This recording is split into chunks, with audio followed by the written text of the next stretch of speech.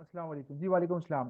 Online students, मेरी आवाज़ और मेरी वीडियो क्लियर है आपके सामने?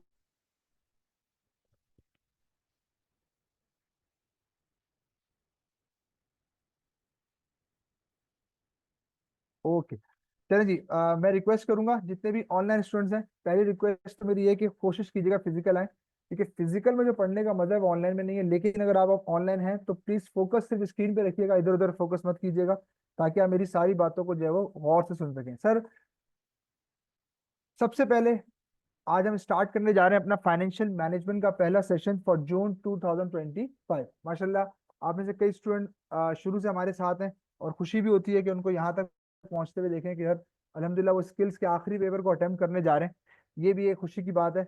और इसी तरीके से आपने मेहनत करनी है तो इंशाल्लाह आप इस पेपर को भी इजीली क्वालिफाई कर लेंगे। अब सर, इस पेपर की अगर थोड़ी सी मैं बात करूं इंट्रोडक्शन में, तो हम देखें दो चार चीजें आज के सेशन में सीखेंगे। मैं पहले से आपको क्लियर कर दूं सर, वो क्या है। सबसे पहले इस पेपर की हम अप्रोच को समझेंगे। किसको समझेंगे? अप्रोच को। सर, ये जो फाइनेंशियल मैनेजमेंट का पेपर हमने पढ़ना है, इसको किस अप्रोच से पढ़ना है? क्योंकि देखें, मैं आपको अभी प्रूफ भी करूंगा कि ये पेपर बकिया सारे पेपर्स के पढ़ने के हिसाब से अलग अप्रोच है इसकी। बिल्कुल 100% अलग अप्रोच है, और मैं थोड़ी सी देर में इसको प्रूफ भी करूंगा। तो पहली चीज, हम अप्रोच को समझेंगे कि इस पेपर को पढ़ना है कैसे। फिर हम ये देखेंगे कि सर, ये जो फाइनेंशियल मैनेजमेंट का पूरा कोर्स है, ये एसीसी ने डिजाइन कैसे किया है। सर, एसीसीए ने आपके इस पेपर को इतना जबरदस्त तरीके से डिजाइन किया है कि मैं आपको लिटरली बता रहा हूँ कि अगर इस कोर्स को आप अच्छे से पढ़ लेते हैं तो प्रैक्टिकली जो प्रोफेशनल जॉब आप करते हैं, वो उसमें आपको एक जबरदस्त एज मिलने वाला है। क्योंकि इसके अंदर वो चीजें हैं जो आपकी प्रैक्टिकल लाइफ के अंदर जो आप जॉब्स करते हैं, जो प्रोफेशनली जॉब करते हैं, वहां पर बेतहाशा जगहों पर आपको ये तमाम चीजें करने को मिलेंगी जब आप अच्छे लेवल पे कहीं जॉब कर रहे होंगे। ठीक है। तो दूसरा हम ये सीखेंगे कि प्रैक्टिकल, यानी कि प्रोफेशनल, अगर एज अ प्रोफेशनल आप जॉब करते हैं कहीं, तो ये पेपर वहां पर कैसा रोल अदा करता है। एसीसीए ने इस पेपर को डिजाइन कैसे किया है। नंबर चार, हम ये सीखेंगे कि एसीसीए आपसे इस पेपर में डिमांड क्या कर रहा है, कि आपको क्या चीज आनी चाहिए, आपको प्रीरिक्विजिट्स क्या होनी चाहिए कि आप इस पेपर को इजीली क्वालिफाई कर लें। ये चीज सीखेंगे। फिर इंशाल्लाह हम इसके वो मेन एरियाज देखेंगे जिसपे आपका फाइनेंशियल मैनेजमेंट का पूरा कोर्स खड़ा हुआ है। यानी कि अगर आपने वो कर लिए तो यूं समझे कि आप इजीली इस पेपर को क्वालिफाई करेंगे। पांचवें नंबर पे आप ये सीखेंगे। फिर इंशाल्लाह ऑब्वियस सी बात है, हम पेपर स्ट्रक्चर को देखेंगे। और उस पेपर स्ट्रक्चर में सबसे इंपॉर्टेंट जो हम देखेंगे, वो हम ये देखेंगे कि सर, फाइनेंशियल मैनेजमेंट के किस सेक्शन में कौन से एरियाज इंपॉर्टेंट है। तो मैं आपको इंशाल्लाह एक एक सेक्शन का बताऊंगा कि किस सेक्शन में क्या चीज आ रही है, और एग्जामिनर को इस टाइम क्या चीज ज्यादा पसंद है और किस चीज को ज्यादा काम कर रहा है। तो सर, ये हमारा आज की क्लास का एजेंडा है। और अगर टाइम मिला तो इंशाल्लाह हम अपना पहला एरिया भी स्टार्ट करेंगे। तो आइए स्टार्ट करते हैं सबसे पहले अपनी बात से, कि सर, फाइनेंशियल मैनेजमेंट का ये जो कोर्स है, इसकी पढ़ने की अप्रोच क्या होती है। फिर मैं इंशाल्लाह आपको फाइनेंशियल मैनेजमेंट समझाऊंगा होती क्या है। अभी मैंने फाइनेंशियल मैनेजमेंट आपको समझाई नहीं है, अभी मैं बस पहला आपको अप्रोच समझा दूं इसकी। उसके बाद इंशाल्लाह ये हर चीज आपस में लिंक्ड है।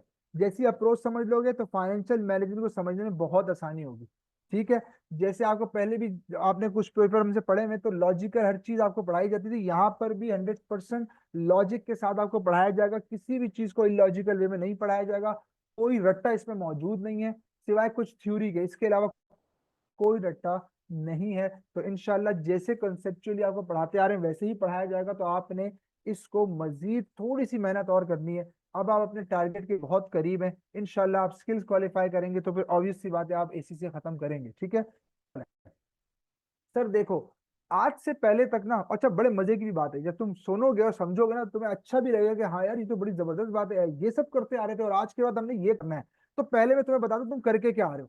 लेट सपोज आप में से जितने भी मेजोरिटी स्टूडेंट बैठे हुए हैं, वो तमाम वो स्टूडेंट्स हैं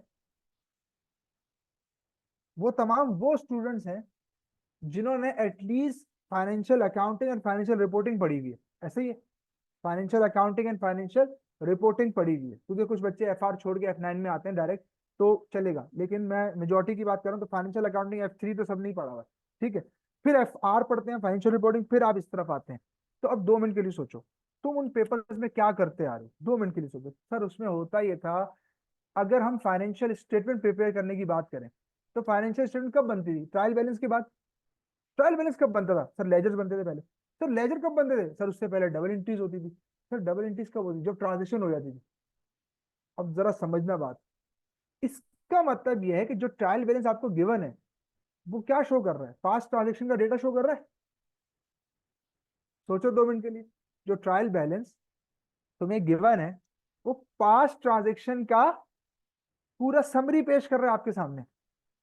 ट्रायल बैलेंस में 5 यूनिट मौजूद होते हैं, तो सेल कितनी हुई थी, एसेट्स कितने पड़े हुए हैं, ये सब कुछ जो ट्रायल बैलेंस पे अपेयर हो रहा है, ये सब पास्ट ट्रांजेक्शन की समरी है, मानते इस बात को। तो तुम एज अ अकाउंटेंट क्या करते थे, उस पास्ट डेटा को यूज करते थे और प्रेजेंट में फाइनेंशियल स्टेटमेंट बना लेते थे। ऐसा करते आ रहे हो, नहीं करते आ रहे? तो सर इसका मतलब मेजरली आप ये कहना चाह रहे हैं कि आज से पहले तक हम पास्ट की चीजों को प्रेजेंट में रिकॉर्ड करना सीखते थे। बिल्कुल सर, मैं यही कहना चाह रहा हूँ, और आप करते भी आ रहे हैं सब। मानते हो ना इस बात को सारे कि हाँ सर हम यही करते हुए आ रहे हैं। तो सर अब जो कर चुके वो ये था, आज के बाद सर इसमें क्या करना है। देखो वहां पर आप एक एज अकाउंटेंट काम करते थे, अकाउंटेंट की जॉब क्या होती है कि सर जो ट्रांजेक्शन बिजनेस में परफॉर्म हो रही है उसको प्रेजेंट में अकाउंटिंग सिस्टम में रिकॉर्ड करना है, बस ये एक अकाउंटेंट की जॉब है। अक्सर आपसे इंटरव्यू से पूछा जाता है what is the difference between accounting and finance, ये सवाल अक्सर इंटरव्यू से ही आ जाता है, तो आज आपको वो भी पता चलेगा क्या डिफरेंस होता है। क्योंकि हम फाइनेंशियल मैनेजमेंट पढ़ने जा रहे हैं, तो फाइनेंशियल से पहले क्या फाइनेंस है, बिल्कुल फाइनेंस को भी समझेंगे आप, ठीक है। तो सर आज तक जो आप करते आ रहे हो वो क्या करते आ रहे हो कि पास के डेटा को प्रेजेंट में रिकॉर्ड करना सीखते थे। आज के बाद से अपनी अप्रोच को बिल्कुल चेंज कर दो, इस पेपर में ऐसा नहीं करना। मैं पेपर अप्रोच की बात कर रहा हूँ, ताकि आपको बिल्कुल क्रिस्टल क्लियर हो जाए कि मुझे इस पेपर को पढ़ना कैसे है, मैं हूं कौन इस पेपर में, who I am.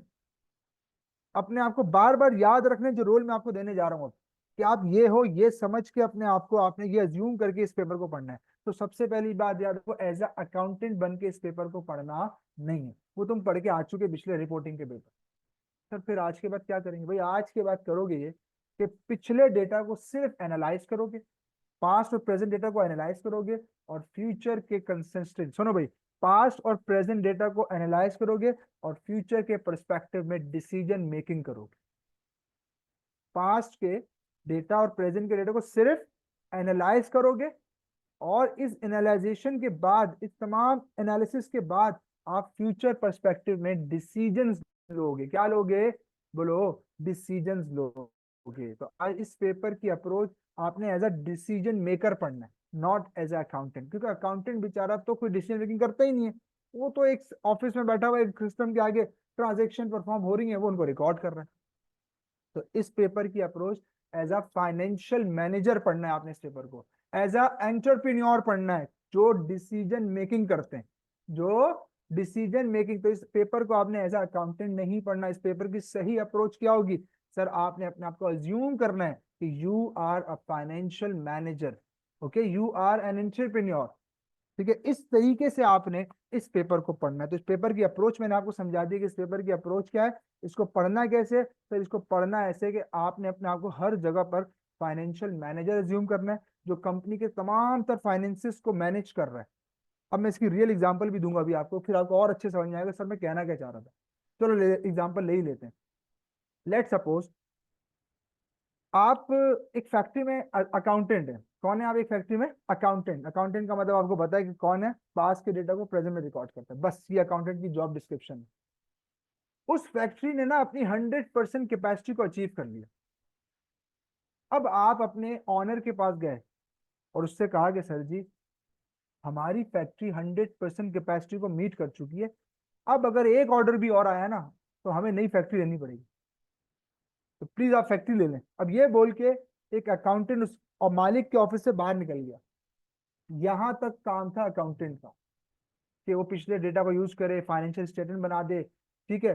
Financial accounts prepare कर दे और ये इन्फॉर्मेशन बस बता दे। अब यहाँ के बाद से जो काम शुरू हो रहा है वो किसका शुरू हो रहा है, एंटरप्रेन्योर का काम शुरू हो रहा है। क्योंकि आप जानते हैं एंटरप्रेन्योर कौन होता है, जो रिस्क टेकर होता है, जो इन्वेस्टमेंट डिसीजन मेकर होता है, जो न्यू आइडियाज को लेकर आ रहा होता है। क्या ख्याल है, यही कैरेक्टरिस्टिक्स होते हैं एंटरप्रेन्योर की।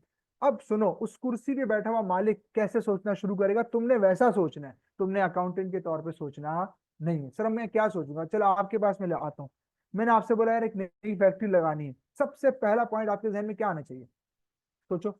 एज एज एंटरप्रेन्योर आप क्या सोचोगे, यार पैसा कहाँ से आएगा, फाइनेंस सोर्सेज ऑफ, है ना। आप फाइनेंस का सोर्सेज सोचोगे, यार मैं पैसा कहाँ से लाऊं इसके लिए, नंबर वन। तो आप फाइनेंस के बारे में सोचोगे।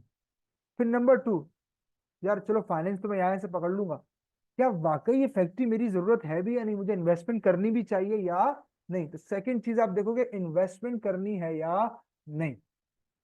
ठीक है, सेकंड चीज आप क्या देखोगे, इन्वेस्टमेंट भी करनी है या नहीं। तो फाइनेंसिंग डिसीजन देखोगे पहले, फिर इन्वेस्टमेंट डिसीजन देखोगे। अब ये दो चीजें देख ली, फिर आप मुझे एक बात बताओ ईमानदारी से, आप किसी से भी फाइनेंस लो, क्या इस दुनिया में कोई चीज फ्री में मिलती है, बोलो। सर इवन आपकी जेब में जो पैसा पड़ा है वो भी फ्री में नहीं है। सर वो क्यों, क्योंकि आपका जो पैसा रिजर्व में पड़ा हुआ है, जो कंपनी दिखाती है ना बैलेंस शीट में रिजर्व, इक्विटी के अंदर, तो वो कंपनी का जो पैसा पड़ा हुआ है मेरे भाई, वो पैसा तो कंपनी की मलकियत है। लेकिन कंपनी अगर उसको कहीं और यूज कर ले तो कंपनी रिटर्न कमा सकती है। कंपनी क्या कमा सकती है, तो इसका मतलब ये हुआ कि कंपनी जो है वो इस पैसे से कोई इनकम जनरेट कर सकती है, जो वो नहीं कर पाएगी अगर वो इस पैसे को इस प्रोजेक्ट में इन्वेस्ट करेगी। तो अपॉर्चुनिटी कॉस्ट जनरेट होगी, क्या जनरेट होगी, अपॉर्चुनिटी। तो पता चला अपना पैसा यूज करूं तब भी कॉस्ट बेयर करनी पड़ेगी। फिर तो अलग बात है कि शेयर होल्डर से पैसा लूं या बैंक से उधार लूं, है ना। तो सर ये सबसे पहले फाइनेंसिंग डिसीजन लेंगे और उसमें तमाम चीजों को देखेंगे कि कहाँ कहाँ से पैसा आ सकता है, क्योंकि हर हर एक जगह की, हर एक सोर्स की अपनी एक कॉस्ट है।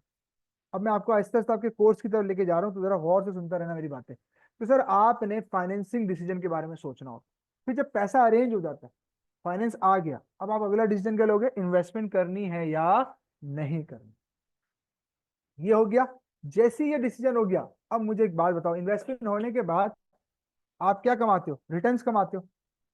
और रिटर्न कमाने के बाद आप अगला क्या पॉइंट सोचते हो कि यार मैं ये जो रिटर्न कमाया है ये मुझे वापस भी तो करना है, किसको, जिसने आपको फंड दिए थे, चाहे वो शेयर होल्डर हो चाहे वो डेट प्रोवाइडर हो। सर डेट प्रोवाइडर को हम इंटरेस्ट देंगे और शेयर होल्डर को हम डिविडेंड देंगे। तो यस सर ये भी तो केस है, क्या ख्याल है। तो सर अब सुनो, एक और मजे की बात बताता हूँ।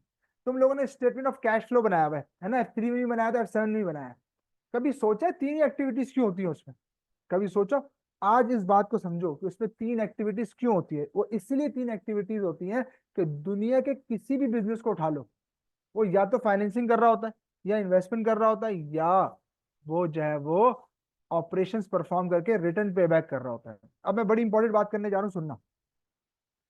तुमने अब तक क्या समझा इस पेपर की अप्रोच को, और इस पेपर की अप्रोच मैंने कहा कि आपने एज अ इंटरप्रेन्योर पढ़ना है, एज अ अकाउंटेंट नहीं पढ़ना। और एज अ इंटरप्रेन्योर कैसे सोचता है कि पैसा कहाँ से आएगा, लगाना नहीं लगाना, और फिर लगाने के बाद रिटर्न्स मुझे कैसे पे करने हैं अपने डेट प्रोवाइडर या फंड प्रोवाइडर्स को। ठीक है, अब मैं लेकर आता हूँ आपको स्टेटमेंट ऑफ कैश फ्लो के ऊपर। जरा सोचो, उसमें भी तीन एक्टिविटीज होती थी, ऑपरेटिंग, इन्वेस्टिंग और फाइनेंसिंग। आज के बाद याद रखो, वो तीन एक्टिविटीज इसलिए वो लॉजिकल थी। सर कैसी लॉजिक है, सुने। फाइनेंसिंग एक्टिविटी में पैसा जनरेट करोगे, सबसे लास्ट एक्टिविटी होती थी फाइनेंसिंग। फाइनेंसिंग एक्टिविटी जिसमें आपको सर बताते होंगे कि यार शेयर्स के थ्रू पैसा लाओ, लोन के थ्रू पैसा लाओ, बॉन्ड के थ्रू पैसा लाओ, किसी भी सूरत में पैसा लाओ, तुम कहाँ रिकॉर्ड करोगे, फाइनेंसिंग एक्टिविटी में। फिर जैसे ही फाइनेंस अरेंज हो जाएगा, अब जो उससे ऊपर एक्टिविटी क्या पड़ी है, इन्वेस्टमेंट। तो आप क्या करते हो, इन्वेस्टमेंट करते हो, इसलिए सेकंड एक्टिविटी बीच में क्या आ रही होती है, इन्वेस्टिंग एक्टिविटी। और the last one, the third one, जैसी इन्वेस्टमेंट हो जाती है, जैसे ही इन्वेस्टमेंट हो जाती है तो अगला काम क्या होता है, ऑपरेशन स्टार्ट हो जाता है। क्या स्टार्ट हो जाता है, ऑपरेशन, और बिजनेस रिटर्न्स कमाना शुरू करते हैं। तो यस सर यही रीजन थी जो आज आप फाइनेंशियल मैनेजमेंट में समझ रहे हो रीजन, वो कैश फ्लो में भी अप्लाई कर सकते हो। कि जो कैश फ्लो स्टेटमेंट के अंदर आप तीन एक्टिविटीज देखते थे, वो तीन एक्टिविटीज की लॉजिक भी यही थी कि भाई मैं पैसा कहाँ से अरेंज करूंगा, उस पैसे को लगाऊंगा कहाँ, इन्वेस्टमेंट, और लास्ट में ऑपरेटिंग एक्टिविटी, ऑपरेशन, इन्वेस्टमेंट जैसी हो जाएगी ऑपरेशन स्टार्ट हो जाएगा। बाइंग सेलिंग स्टार्ट हो जाएगी और कंपनी रिटर्न कमाना शुरू हो जाएगी, और रिटर्न कमाने के बाद कंपनी पे बैक करना शुरू करेगी किसको, अपने डेट और फंड प्रोवाइडर्स को। क्लियर, यहां तक कोई बात है जहन में? तो सर इस पेपर की अप्रोच, और मैंने जो चीज समझाना चाह रहा था कि सर फाइनेंशियल मैनेजमेंट में तुम इस पूरे कोर्स में तीन बातें करोगे बार बार, फाइनेंसिंग कहाँ से होगी, इन्वेस्टमेंट कहाँ होगी, और वापस पैसा कैसे करना है। तो सर मैं अपनी बात की समरी करने जा रहा हूँ, मैं अपनी बात की समरी क्या करने जा रहा हूँ, सुनो गौर से। ये जो तुम कोर्स पढ़ने के लिए आज आए हो फाइनेंशियल मैनेजमेंट, सर इस कोर्स की खास बात समझ लो, इस कोर्स की खास बात समझ लो। ये जो फाइनेंशियल मैनेजमेंट है, ये डील करेगा तीन चीजों को। कितनी चीजों को डील करेगा? तीन। सर पैसा कहाँ से आएगा, फाइनेंसिंग डिसीजन। सर ये पैसा इन्वेस्ट कहाँ होगा, investment decision. The last one is, sir इस पैसे से जो रिटर्न कमाएंगे उसको वापस कैसे देना है, जिसको हम बोलेंगे डिविडेंड डिसीजन। ठीक है, ये तीन डिसीजंस आपने पढ़ने हैं इस फाइनेंशियल मैनेजमेंट के कोर्स में। F2 एटलीस्ट अच्छा होना चाहिए, F2, F2। और अगर F7 पढ़ा हो तो और अच्छा है, ना भी तो चलेगा लेकिन F2। हाँ सही है, F2 दिया हुआ है ना, F2 ना दिया लेकिन पढ़ा हुआ तो है ना। हाँ पढ़ा हुआ एटलीस्ट, क्योंकि उसके अंदर जो एन्युटीज वगैरह है, प्रेजेंट वैल्यू के कॉन्सेप्ट्स हैं बेसिक, वो यूज होंगे। वैसे तो हम दोबारा ही कराना पड़ता है हमें, वो दोबारा इसलिए कराना पड़ता है कि हमारे वाले को सब कुछ याद ही नहीं होता, जो पढ़ के आए हुए होते हैं वो भी सारा भूले हुए होते हैं, तो फिर दोबारा बताना पड़ता है। तो इसलिए, लेकिन आपने पूछा तो मैंने बता दिया कि इसका बेस स्क्रैच कोर्स जो है वो F2 का कह सकते हैं आप। ठीक है, अच्छा जी, तो क्या ख्याल है, यहाँ तक बात क्लियर है? सर क्या ये तीन एक्टिविटीज समझ में आई आपके, और फाइनेंशियल मैनेजमेंट इन तीन में डील करता है, और इस पेपर की अप्रोच समझ में आई? इस बात तक अगर किसी के जहन में कोई क्वेश्चन है तो पूछ सकता है। जी राफे, तोहा, अदील, माहम, जी आप लोग मेरे साथ हैं?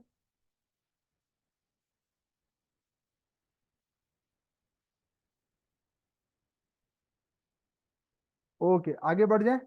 कोई क्वेश्चन तो नहीं आप लोग के जहन में? चले, तो सर अब बड़े ही मजे की बात करने जा रहे हैं। उस इंटरप्रेन्योर ने जो उसके पास ये ऑफर आई थी कि सर आप नई फैक्ट्री लगाएं, उसने नई फैक्ट्री लगा दी।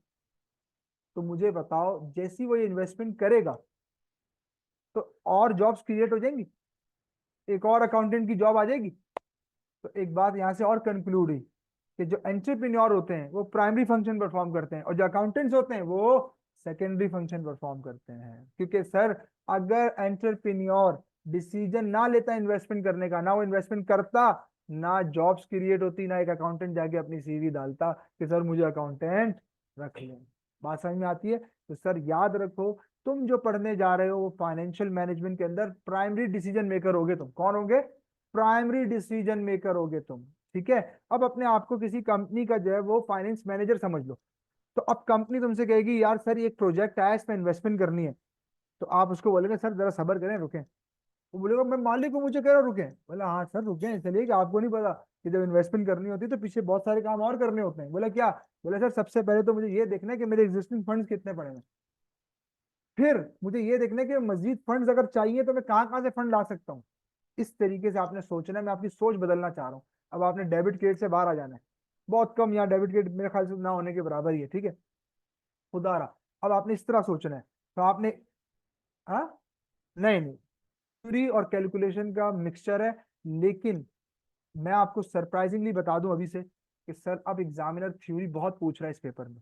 ठीक है, 60% तक थ्योरी आ रही है, तो आपको थ्योरी को हल्का नहीं लेना। वैसे तो कैलकुलेशन वाला पेपर है, लेकिन थ्योरी अब बहुत कुछ, क्योंकि उसने देख लिया कि ये कॉम नहीं समझ सकती। इस कॉम को जब तक मैं पेपर में थ्योरी दूंगा ये पढ़ेगी नहीं थ्योरी, तो इसलिए उसने पेपर ही चेंज कर दिया।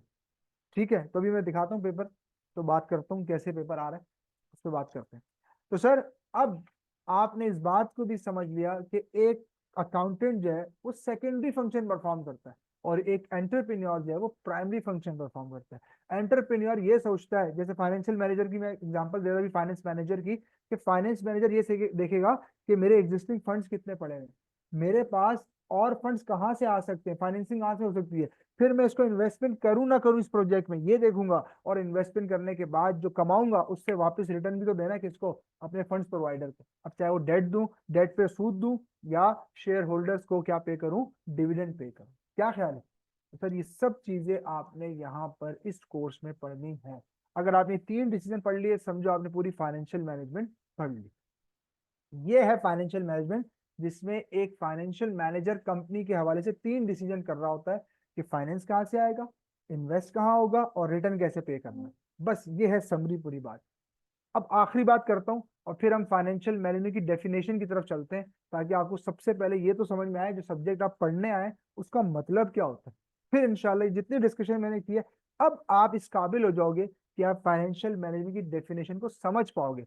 रट्टा लगाना होता है, सिर्फ लिखवानी होती है तो अभी भी पढ़िए, लेकिन समझा के करानी, इसलिए इतनी डिटेल डिस्कस की है मैंने। अब इसके बाद इंशाल्लाह आप काबिल हो जाओगे फाइनेंशियल मैनेजमेंट समझने के। अच्छा ये डेफिनेशन में ये कह रहा है, आखिरी बात कर लूं फिर दिखाता हूँ। देखो आज से पहले तक तुमसे कोई पूछता था कि यार ये बताओ कंपनी का प्राइमरी ऑब्जेक्टिव क्या है, तो तुम लोग क्या आंसर देते थे? सर वो प्रॉफिट कमाना। वेरी गुड, है ना, टू अर्न प्रॉफिट, यही एक लाइन आइटम आंसर करते थे। आज के बाद ना इस आंसर को मैं थोड़ा सा मॉडरेट कर रहा हूँ, या थोड़ा सा और एडवांस कर रहा हूँ, या थोड़ा सा और अच्छा कर रहा हूँ। और आज के बाद आपने इस आंसर को याद रखना है जो अब बताने जा रहे हैं। आज के बाद आपसे कोई पूछे what is the primary objective of any entity, तो आपने आंसर देना है to maximise the wealth of shareholder. क्या आंसर देना है? To maximise the wealth of shareholder. Every entity having primary objective to maximize the wealth of shareholder, कि भाई company की जो प्राइमरी ऑब्जेक्टिव है वो चाहती है कि अपने मालिकों की वेल्थ को क्या करे, मजीद मैक्सिमाइज करे। अब घुमा फिरा के बात वही प्रॉफिट पे आएगी, लेकिन ये थोड़ी सी ब्रॉडर वे में बात होगी। सर कैसे? अच्छा मैं अगर आपसे पूछूं एक सवाल कि एक कंपनी अपने शेयर होल्डर को क्या क्या बेनिफिट देती है, तो आप मुझे आंसर दे सकते हैं? जी, डिविडेंड देती है पहली बात, ये तो ऑब्वियस सी बात है, बिल्कुल सही बोला। और वेरी गुड, कैपिटल गेन जिसको हम कहते हैं, क्या कहते हैं? तो दो चीजें ऐसी हैं जिसके थ्रू शेयर होल्डर की वेल्थ को कंपनी मैक्सिमाइज करती है। Number one dividend, number two capital gain.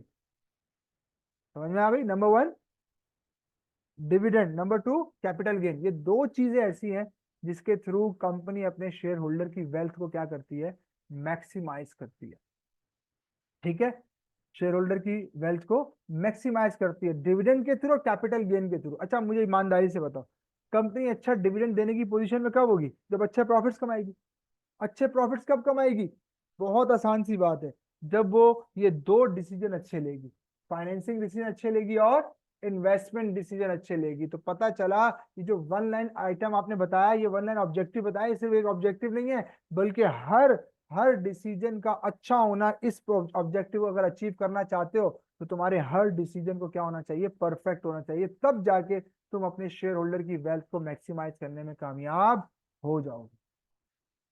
ठीक है, तो तब जाके तुम अपने शेयर होल्डर की वेल्थ को मैक्सिमाइज करने में कामयाब हो जाओगे जब तुम अच्छे फाइनेंसिंग डिसीजन लोगे, जब तुम अच्छे इन्वेस्टमेंट डिसीजन लोगे, तब जाके तुम जब रिटर्न अच्छे कमाओगे, और जब अच्छे रिटर्न कमाओगे तो ऑटोमेटिक अच्छे डिविडेंड देने की पोजीशन में आ जाओगे। अच्छा, अब जब तुम अच्छे डिविडेंड दोगे तो मार्केट में फैल जाएगी बात, यार इस कंपनी का जो डिविडेंड है वो अच्छा है, तो ऑटोमेटिक लोग उस शेयर की तरफ अट्रैक्ट होंगे। जब लोग उस शेयर की तरफ अट्रैक्ट होंगे तो ऑटोमेटिक उस शेयर की डिमांड मार्केट में बढ़ेगी, तो आपकी कंपनी की वैल्यू बढ़ जाएगी और आपकी कंपनी के शेयर की वैल्यू बढ़ जाएगी। तो जब वैल्यू बढ़ जाएगी तो जो आपके शेयर होल्डर्स हैं उनके कैपिटल गेन्स बढ़ जाएंगे। क्या ख्याल है?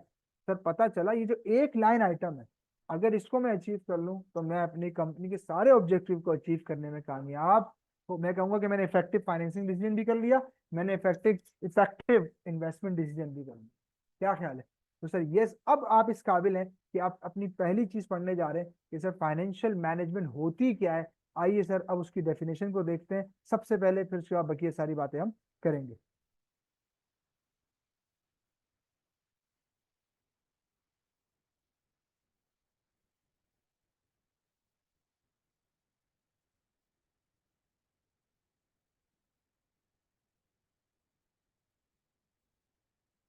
तो सर यस, ये बात मैं आपसे कर रहा था, क्या लिखा हुआ है?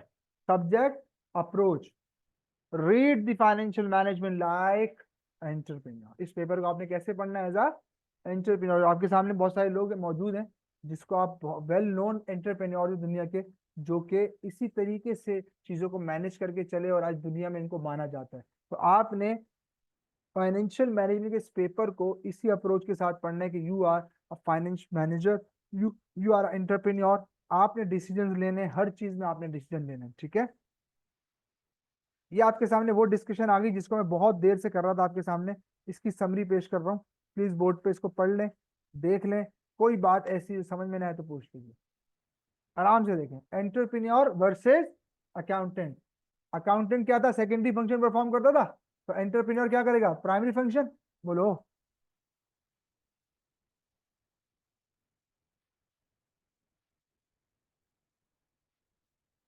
ठीक है,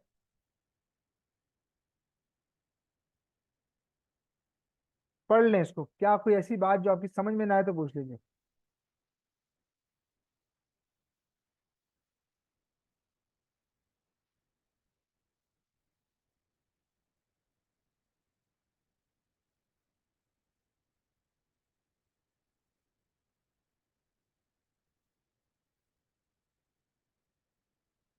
बिल्कुल, बिल्कुल।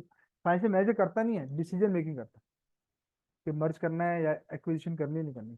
अब यहाँ देखें जी, अब मैं आपको पूरा कोर्स इसी जगह पे समझा दूंगा पूरा। कैसे सर, सुनो।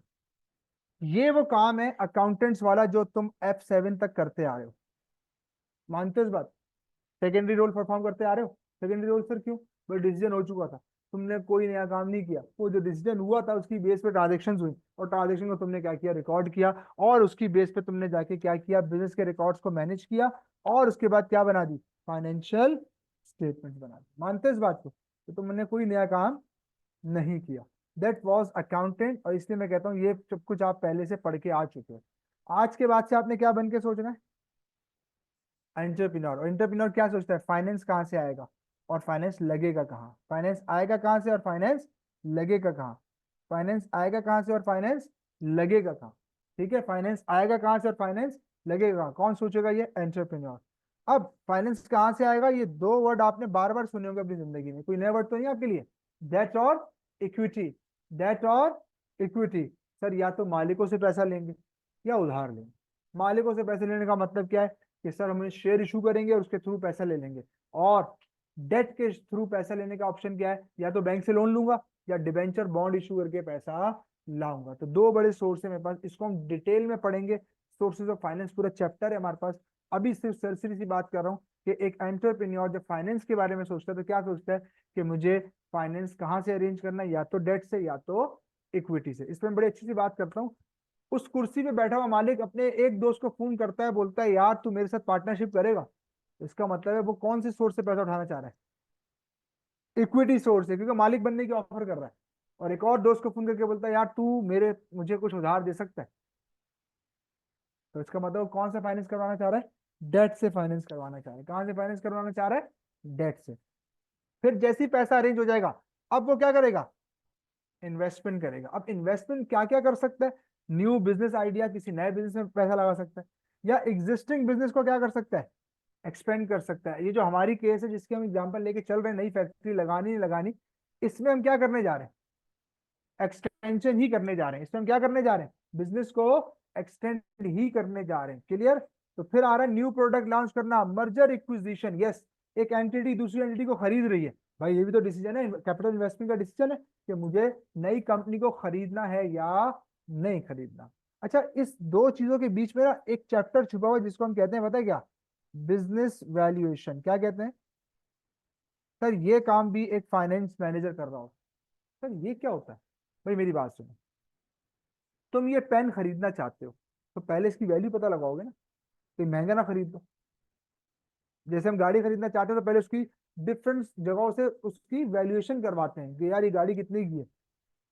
तो पता चला कि जब एक कंपनी दूसरी कंपनी को खरीदने जा रही है तो उसकी वैल्यूएशन नहीं करवाएगी, है ना, उस बिजनेस की वैल्यूएशन करवाएगी। तो एक टॉपिक हम और पढ़ेंगे, बिजनेस वैल्यूएशन, ये भी फाइनेंस मैनेजर करता है। At the time of acquisition normally करता है। वैसे तो बहुत सारे रीजन है बिजनेस वैल्यूएशन के, लेकिन नॉर्मली जब कंपनी किसी और कंपनी को एक्वायर करने जा रही होती है तो उस वक्त भी बिजनेस वैल्यूएशन की जाएगी। तो ये एक और टॉपिक है जो काम, एक और एक्टिविटी है जो कौन परफॉर्म करता है, फाइनेंस मैनेजर परफॉर्म करता है। ठीक है। उसके बाद लास्ट में न्यू मार्केट में एंटर होना है नहीं होना, तो ये सारे इन्वेस्टमेंट डिसीजंस हैं जो एक फाइनेंस मैनेजर ले सकता है। ठीक होगी बात। तो सर पैसा कहाँ से आना है, सोर्सेज ऑफ फाइनेंस, मेरा एक चैप्टर है पूरा। इन्वेस्टमेंट करनी नहीं करनी, इन्वेस्टमेंट अप्रेजल पूरा बहुत बड़ा एरिया है हमारा।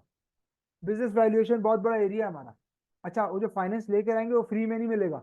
उसके लिए क्या पे करेंगे, कॉस्ट, उसको क्या बोलेंगे, कॉस्ट ऑफ कैपिटल। क्या बोलेंगे, चाहे डेट से पैसा उठाऊं चाहे इक्विटी से, पैसा तो पे करना है, रिटर्न तो पे करना है, तो cost of capital. Yes sir. तो ये सारे जो मैं नाम मुंह से ले जा रहा हूँ, अभी मैं आपको जब इसी कोर्स आउटलाइन दिखाऊंगा तो इंशाल्लाह आपके दिलों में उतर जाएगी कि अबे अच्छा, ये सर ने जितनी डिस्कशन की थी यही पूरा फाइनेंस मैनेजमेंट है जो हमने पढ़ना है इस F9 के पेपर के अंदर। ठीक है, तो मैं रट्टे नहीं लगवा रहा, मैं आपको पूरी चीज थीम समझाने के बाद चीजें प्रेजेंट करूंगा, ताकि आपको देख के रट्टा ना लगाने पड़े, बल्कि आपको समझ में आ रही हो कि अच्छा यार ये इसलिए था। आओ जरा, हमने जो डिस्कशन की थी बहुत डिटेल में, व्हाट इज फाइनेंशियल मैनेजमेंट, तो अब आपकी समझ में आ जाएगा कि सर फाइनेंस मैनेजमेंट होती क्या है। आइए जरा इसको देखते हैं। अब पढ़ो इस डेफिनेशन को, थोड़ी 2 मिनट दे रहा हूँ, इस डेफिनेशन को पढ़ो, इंशाल्लाह बहुत चीजें तुम्हारे जहन में खुद ही क्लियर हो जाएंगी।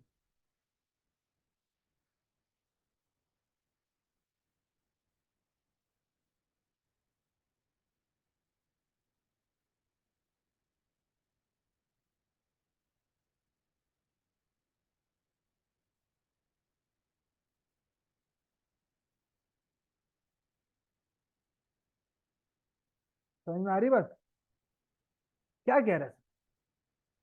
Finance finance financial management is concern with the efficient acquisition. What is acquisition, finance का एक्वायर करना, जो मैंने कहा था सबसे पहले, फाइनेंस अरेंज करना है, तो पहली लाइन तो ये बोल रहा है कि फाइनेंस को एक्वायर करेगा। फिर क्या लिखा हुआ है, डिप्लॉयमेंट ऑफ, डिप्लॉयमेंट का मतलब क्या है, इन्वेस्टमेंट।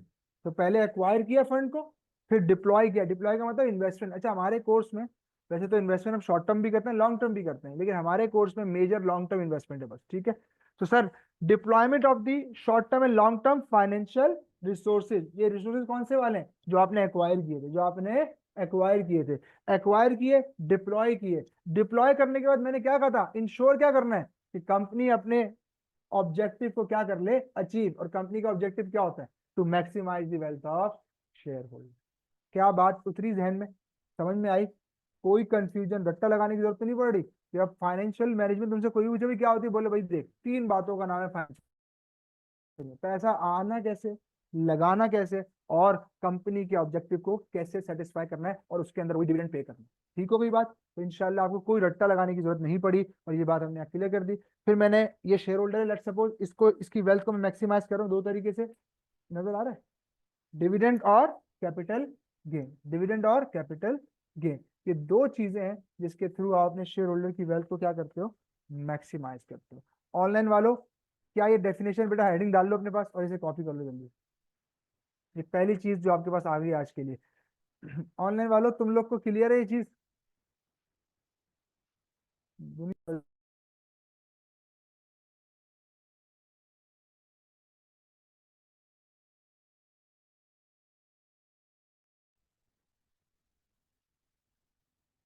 Okay, that's great. जी मेरे पास राफे, अदील, आप लोग भी, सबको क्लियर है, माहम।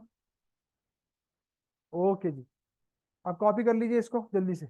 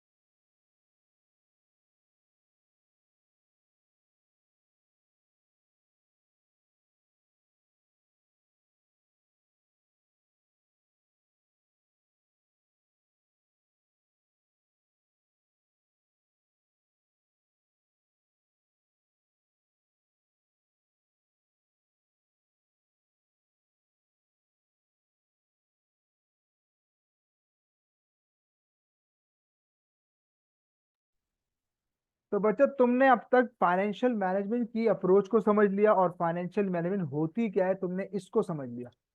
अब हम इसके कोर्स आउटलाइन की तरफ चलते हैं कि सर हमने इसके अंदर मेजर कौन कौन से एरियाज पढ़ने हैं। मैंने आपको ना डिस्कशन के दौरान सारे एरियाज बता दिए हैं, लेकिन चलो लिस्ट डाउन भी करवा देते हैं कि सर अच्छा ये थे जो हमने पढ़ने हैं और हमारा पेपर इंशाल्लाह क्वालिफाई होगा। Sir important areas for financial management, sir बिल्कुल यही देखें, गौर से अगर देखें तो इंशाल्लाह एक एक टॉपिक आपको पता होगा कि क्या कहाँ लिंक कर रहा है।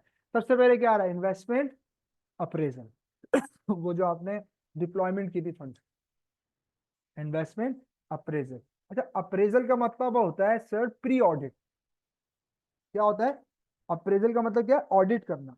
जैसे आप लोग देखते हैं कंपनीज में एम्प्लॉय का अप्रेजल होता है, उसके अकॉर्डिंगली उसका इंसेंटिव सेट होते हैं। तो वो क्या होता है, ये सेम यहाँ पे इन्वेस्टमेंट का मेरे पास प्रपोजल आएगा, मुझे उसको अप्रेज करना है कि आया मुझे इन्वेस्टमेंट करनी है या नहीं। तो जो पहले, लेकिन इन्वेस्टमेंट करने का कब सोचूंगा, जब क्या होगा मेरे पास फाइनेंस। सही है, तो सोर्सेज ऑफ फाइनेंस, फाइनेंस कहाँ कहाँ से अरेंज होगा, एक चैप्टर मेरे पास ये भी है। फिर उस फाइनेंस की क्या होगी, हर सोर्स ऑफ फाइनेंस की एक कॉस्ट होगी, हर सोर्स ऑफ फाइनेंस की एक कॉस्ट होगी। उसके लिए भी मैं चैप्टर पढ़ूंगा जिसे मैं क्या बोलूंगा, कॉस्ट ऑफ कैपिटल। सर इसको weighted average cost of capital क्यों कहते हैं, वैक क्यों कहते हैं, क्योंकि कंपनी क्या करती है, कुछ पैसा डेट से उठाया हुआ होता है, कुछ इक्विटी से उठाया होता है। तो सर दोनों सोर्सेज से पैसा उठाया हुआ होता है, तो इसलिए मिलाकर जो एक एवरेज कॉस्ट निकालूंगा that will be called as weighted average cost of capital, इसलिए इसको वैक भी कहते हैं। और फिर लगाऊंगा कहां पर, लगाने से पहले क्या करूंगा, इन्वेस्टमेंट अप्रेजल करूंगा कि आया मुझे पैसा लगाना भी चाहिए या नहीं लगाना चाहिए। फिर आपको याद आ रहा होगा थोड़ी देर पहले मैंने एक बात की थी कि जब हम किसी एंटिटी को एक्वायर करने का सोचते हैं तो वहां पर मुझे एक काम करना पड़ता है, दैट इज बिजनेस वैल्यूएशन, कि यार उस बिजनेस की वर्थ कितनी है ताकि मैं उसको उसी अकॉर्डिंगली पे करूं, ये ना कि ज्यादा पे कर दूं। ठीक है, वर्किंग कैपिटल मैनेजमेंट। मुझे एक बात बताओ, तुम चाहे अपने बिजनेस की बात करो चाहे नए बिजनेस की बात करो, बताओ वर्किंग कैपिटल के बगैर कारोबार चल सकता है, नहीं ना, जीरो, 100% जीरो बात है। ये ऐसे ही है कि लैंड क्रूजर खरीदने के पैसे तो थे, कैपिटल इन्वेस्टमेंट कर दी, लेकिन उसका तेल पानी पूरा करने के पैसे, तो वो खड़ी हुई होगी, कपड़ा चढ़ा हुआ होगा और आप सिर्फ देख के खुश होते हो। अक्सर लोगों के पास है ऐसा, गाड़ियां संडे के संडे निकाल के लाते हैं, बताते हैं यार ये सिर्फ पूरा हफ्ता खड़ी रहती है, मैं सिर्फ उसको देख के खुश करता हूँ, क्योंकि उसकी वर्किंग कैपिटल पूरी करने की औकात नहीं है। बिजनेस को चलाने के लिए जो फंड्स चाहिए वो उसके पास पूरे नहीं है। इसलिए हम यहाँ पर वो भी पढ़ेंगे कि कंपनी स्टैब्लिश हो गई, इन्वेस्टमेंट हो स्टैब्लिश हो गई, अब इसके बिजनेस को चलाने के लिए जो फंड्स चाहिए उसको कैसे मैनेज करना है, उसको भी हम पढ़ेंगे वर्किंग कैपिटल के अंदर। ठीक है, अगली चीज आ रही है बच्चों रिस्क। मुझे ईमानदारी से बताओ, क्या दुनिया में रिस्क, कोई एक चीज बताओ जिसमें आप बोले सर इसमें रिस्क नहीं है। सर रिस्क एक ऐसी चीज है, अच्छा रिस्क को लोग बहुत सारी तरीकों से एक्सप्लेन करते हैं, मैं आपको सिंपल वर्ड बता रहा हूँ, सारी जिंदगी याद रखना। रिस्क का मतलब होता है एडवर्स आउटकम। रिस्क का मतलब क्या होता है, आप एक कुर्सी पे बैठे हुए हैं, क्या रिस्क नहीं है कुर्सी से आप नीचे गिर जाए या ये कुर्सी टूट जाए, तो पता चला रिस्क तो हर लम्हे मौजूद है, रिस्क तो आपके साथ है, जो आ रहा है सांस अगला आए ना आए, ये भी एक रिस्क है। सर मैं गाड़ी चला रहा हूँ, मुझे अपनी मंजिल मकसूद तक पहुंचना है सही सलामत, ये फेवरेबल आउटकम है। रिस्क क्या, एक्सीडेंट हो जाए, तो इसलिए रिस्क का मतलब क्या है, देखो एडवर्स आउट। इस कुर्सी पे तुम गिरने के लिए नहीं बैठे थे, बैठे थे गिरने के लिए नहीं ना, बैठे रहने के लिए बैठे थे, तो ये फेवरेबल रहेगा कि आप तुम सब बैठे रहे।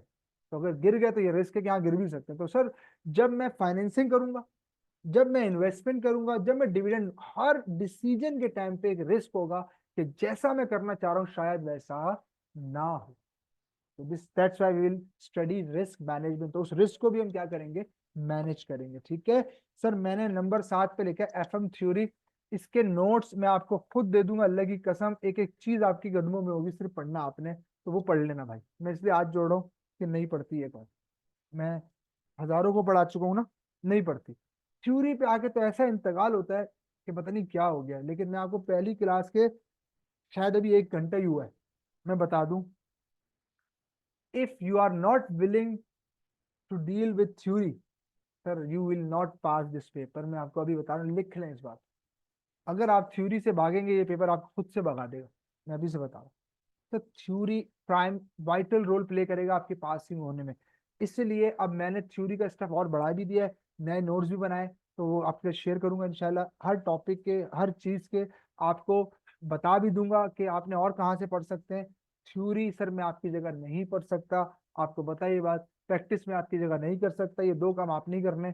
समझा सकता हूँ, डेप्थ तक समझा सकता हूँ, जितना दिल चाहे पूछो मैं बता सकता हूँ, लेकिन ये दो काम आप नहीं करने। तो थ्योरी वाइटल रोल प्ले करेगा। मैं आपको छोटी सी एग्जांपल देता हूँ। 20 मार्क का ना एक सीआरक्यू आता है आपके पास।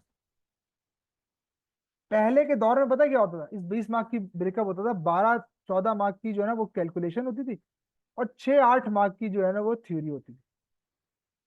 अब अगर मैं आपको बताऊं क्या हो गया, अगर मैं ये कह दूं ना कि ये स्वैप हो गया है, तो ये गलत ना होगा। 10-12 मार्क की थ्योरी कर दी है, 8 मार्क की 7 मार्क की कैलकुलेशन ले आया, क्योंकि उसने देख लिया ना, एनालाइज कर लिया।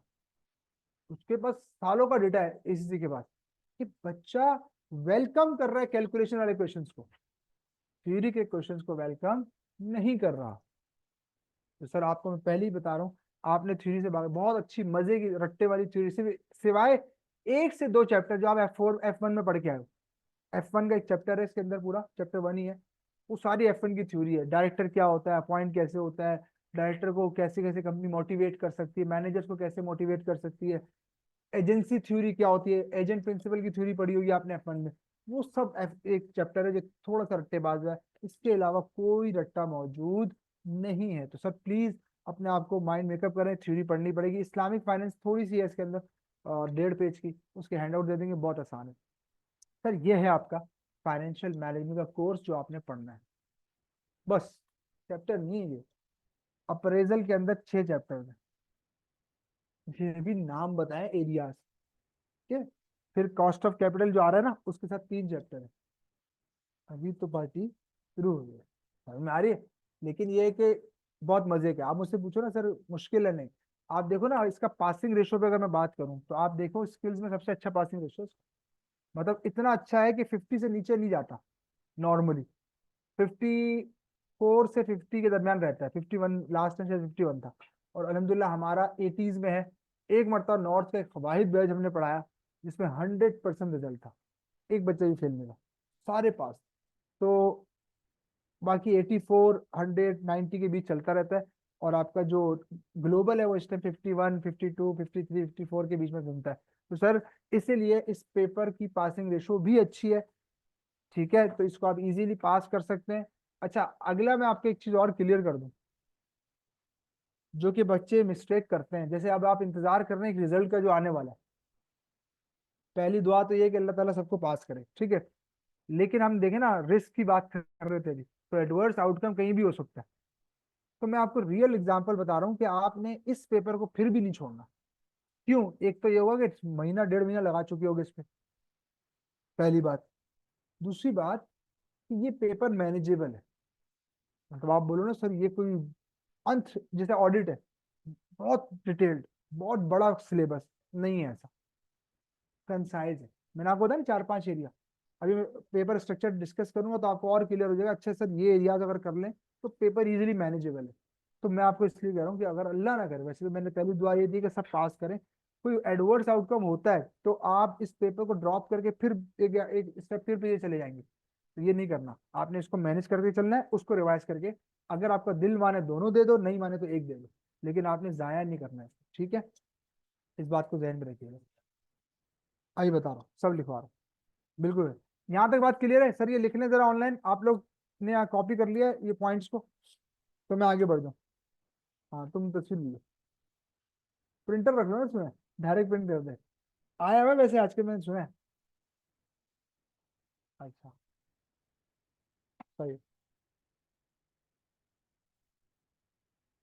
ओके, चलें अब चलते हैं सर पेपर पैटर्न की तरफ, कि पेपर होगा कैसे, और सर इसमें हमें कौन कौन सी चीजें जो है वो इम्पोर्टेंट है, और किस, जिसको हम कहते हैं किस सेक्शन में क्या क्या आता है, हम उस पर भी बात कर लेते हैं, ठीक है।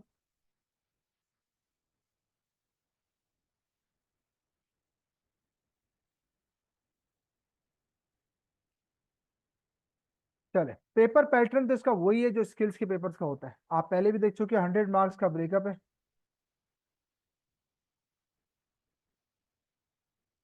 तो ये 3 एरियाज हैं आपके पास, ए, बी और सी। सेक्शन ए में आप डील करोगे किसके साथ? एमसीक्यूज के साथ। सर 15 एमसीक्यूज होंगे, कितने होंगे? ये 30 मार्क्स का है। सर ये होगा 30 मार्क्स का, तो 30, 30, 60 होगा। तो 40 मार्क्स के जो है वो आपके ये सेक्शन सी होगा। 15 एमसीक्यूज होंगे, 2 मार्क का एक एमसीक्यूज होगा, तो 30 मार्क्स यहाँ पूरे हो जाएंगे। ठीक है, 15 एमसीक्यूज 2 मार्क के हिसाब से 30 मार्क्स। इसी तरीके से सेक्शन बी में आपके पास आएंगे ओटीक्यूज, जो आपने वो जो H3 में एक नाम किया था ना, क्या थे वो एमसीक्यू के साथ क्या करते थे हम लोग, सी एमटीक्यू नहीं बोलते थे इसको हम, मल्टी टास्क क्वेश्चन। तो ये ओटीक्यूज वो आ गए। ठीक है, 3 ओटीक्यूज आएंगे आपके पास 10-10 मार्क के, तो 30 मार्क्स ये हो जाएंगे। ठीक है, और लास्ट में 40 मार्क्स का 2 सीआरक्यूज आएंगे। ठीक है, 2 सीआरक्यू होंगे, एक सीआरक्यू 20 मार्क का होगा, और यूं 40 मार्क्स आपके यहाँ पर पूरे हो जाएंगे। अब सुनो गौर से सर, ये तो पेपर पैटर्न है, नॉर्मली यही होता है आपके स्किल्स में, तो सर इसमें तो कोई नई बात नहीं है। अब जो नई बात है वो समझो। देखो एसीसीए ने इस पेपर में जो पासिंग रेशो अच्छा होने का रीजन है ना, वो एक इनहेरेंट रीजन ये है कि इस पेपर को एसीसी ने आउट किया हुआ है। सर आउट किस सेंस में किया हुआ है, मैं आपको बताता हूँ। 100 में से ना एक 20 मार्क का सीआरक्यू डन बताया हुआ इसने कौन सा आएगा, पहले से बता रहा। और 20 मार्क के 2 ओटीक्यूज वो बताए हुए, और एक सीआरक्यू बताया हुआ है, तो कितने मार्क्स हो गए, ये पहले से आउट है। सिर्फ 10 मार्क के लिए मेहनत करनी है आपको, मैं सीरियस कह रहा हूँ, ऐसा ही है। ये भी नहीं होती बेटा, अब इस पे भी नहीं होती तो फिर इंसान क्या बोले। आखिर में जब पेपर देख अभी हुआ ना, एक का फोन है, सर आप नाराज नहीं होगा, मेरी तबीयत खराब हो गई एक दिन पहले। उसको पता है कि अब पूछेंगे सर भी बाद में, तो उसने पहले ही मेरे को जहन बना दिया मेरा। सर यकीन माने बहुत तेज बुखार हो गया। अब मैं क्या बोलूँ उसको। अच्छा भाई, ठीक। तो सर 40 मार्क्स आउट है यार, अब भी पास नहीं करो तो फिर तो मैं समझता हूँ कि इसी से करने का हक नहीं है खुदाई का। सर आउट कैसे बताएं, तो इतना आप खुश कर रहे हैं ऐसे, ये देखें। ये जो 2 सीआरक्यू है, इसमें से एक सीआरक्यू 100% इन्वेस्टमेंट अप्रेजल का आएगा हमेशा। तो इन्वेस्टमेंट अप्रेजल तो एक ऐसा एरिया है, इसलिए मैं टॉप पे लिखा है आपके सामने। जिस सीक्वेंस में लिखा है उसमें पढ़ाएंगे, क्योंकि ये प्रायोरिटी बेस्ड रखा हुआ है मैंने। तो सबसे टॉप पे इन्वेस्टमेंट अप्रेजल है, क्यों। तो 30 मार्क का पेपर आता है इससे, आप कम से कम 30 20 मार्क का सीआरक्यू डन हो गया, एक सीआरक्यू 20 मार्क का ये आ गया, और बचे पीछे 10 मार्क। भाई एमसीक्यूज भी होते हैं 15, एक दो तीन एमसीक्यूज भी आते हैं, एक आधा ओटीक्यू में भी इसका पार्ट पूछ लेता है। तो यूं सर आपके पास 30 मार्क का स्टफ सिर्फ एक टॉपिक से मिलता है आपको। इसलिए हम सबसे पहले शुरू भी यही एरिया करेंगे, इंपॉर्टेंट के हिसाब से। सारा इंपॉर्टेंट पहले पढ़ेंगे, ताकि पेपर करीब भी आ जाए तो हमें टेंशन ना, हमारा कोर्स कर लो आराम से, ईमानदारी से पढ़ के जाओगे तो होगा। जैसे अब देखो सब कुछ बता दिया, अब अगर इसको तो पढ़ना पड़ेगा ना। सिर्फ पता हो ना, खुश होने से पेपर पास नहीं होगा ना, इसको भी पढ़ना ही है। इसके सीआरक्यूज, इसके ओटीक्यूज, इसके एमसीक्यू सब करके फिर जाओगे ना। अब हमारे वाले क्या करते हैं, खुश हो जाते हैं। अब इसलिए आपके जहन में एक बात आई कि सर अच्छा ये बस पास हो जाएंगे, तो पास हो नहीं जाएंगे, पढ़ना पड़ेगा फिर पास होंगे। ठीक है, तो एक 20 मार्क का ये डन है। एक दूसरा, इस तीन तीन ओटीक्यूज में से 2 ओटीक्यूज, एक है आरएम का रिस्क मैनेजमेंट का, एक बीवी बिजनेस वैल्यूएशन, ये 2 चीजें ऐसी हैं 10-10 मार्क की 100% आती है। तो यू कुल मिला के 40 मार्क आपके आउट। अब इसके अलावा कोई बोले ना कि मुझे पता है कि आता है, वो झूठ बोलता है। एमसीक्यूज के सेक्शन में कुछ भी किसी भी एरिया से आ सकता है, वो कोर्स कवरेज चेक करता है उसमें।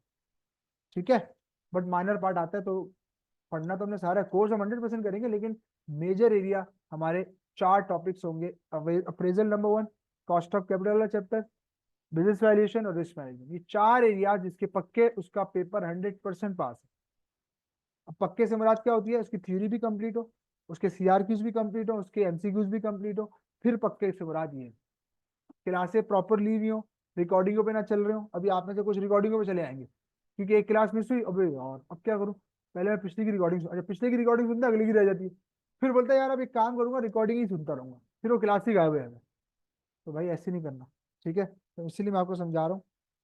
अच्छा क्लासेस का मैं बता दूं, संडे को हम दिन में ही लिया करेंगे क्लास। ठीक है, जो संडे की क्लास हो करेगी वो दिन में ही होगी, तो उसकी टेंशन आपने नहीं लेनी। ठीक है, तो वो इंशाल्लाह कंबाइन, नॉर्थ में भी हमारा सेक्शन स्टार्ट हो रहा है थर्सडे से, तो वहाँ के स्टूडेंट्स यहाँ पे आ जाते हैं। कभी कभी जब स्ट्रेंथ उनकी ज्यादा होती है, तो मैं कुछ बच्चों को वहाँ बुला के भी दिन में फिजिकल पढ़ाते हैं। सही है, तो टेंशन नहीं लेनी, वो इंशाल्लाह मैनेज कर लेंगे। सर ये आपके पास स्ट्रक्चर है, क्या इस पेपर स्ट्रक्चर में आपका कोई सवाल है तो पूछ लीजिए। मैंने कहा था नहीं, 4 टॉपिक बता दिए, अब इस चौथे टॉपिक के अलावा कोई बताया ना आपको कि मैं बताता हूँ क्या आएगा, सर वो झूठ बोलेगा। ठीक है, अच्छा अच्छा सुन लो। सर आपने एक सीआरक्यू को तो बता दिया, सर दूसरा सीआरक्यू कहाँ से आता है? देखो नॉर्मली या तो कॉस्ट ऑफ कैपिटल से आता है या वर्किंग कैपिटल से आता है। अच्छा इन्होंने बारियां बांधी हुई हैं। दूसरा, जब इधर कॉस्ट ऑफ कैपिटल पूछ लेता है तो फिर जो ओटीक्यू तीसरा पूछता है ना, वो तीसरा ओटीक्यू क्या पूछता है? Working capital. और कभी वर्किंग कैपिटल यहाँ से हटाता है तो सीआरक्यू में ले आता है वर्किंग कैपिटल, तो सही है। यानी कि कुल मिला के घूमता ही नहीं चारों के बीच में। तो अब भी पास ना करो पेपर तो सर फिर क्या बोले इंसान। अच्छा क्लास डेज बता देते हैं। वैसे तो हमारा हर सैटरडे को शेड्यूल बनता है, सर उसामा आपको बता देंगे। लेकिन अब चूंकि रमजान आ रहा है आगे, आखिरी आखिरी अशरा आ रहा है, उसमें तो पढ़ना आप लोग को वैसे ही वबाल लग जाता है। तो बिल्कुल ऐसे ही है। तो अभी नॉर्मली हमारी जो स्टार्ट होगी वो दो दो क्लासेस से हम स्टार्ट करेंगे। उसके बाद इंशाल्लाह ईद के बाद हम छुट्टियों से जब वापस आएंगे तो फिर हम इसको 3 क्लासेस पे ले जाएंगे। और डेज संडे डन होगा क्योंकि उसमें हमने लाजमी कंबाइन क्लास करनी होगी, तो डे टाइमिंग में होगी, वो तो डन है। उसके अलावा 2 क्लासेस होंगी वीक डेज में। अब वो सर उसामा इंशाल्लाह से डिस्कस करके 6 से 9 शाम में। अब ये सारी बातें, अच्छा तो इंशाल्लाह अपनी हमारी अगली क्लास जो है वो कब लगेगी? शायद आज क्या है, ट्यूसडे। शायद मेरे ख्याल से फ्राइडे को लगी हुई है या थर्सडे को लगी हुई है।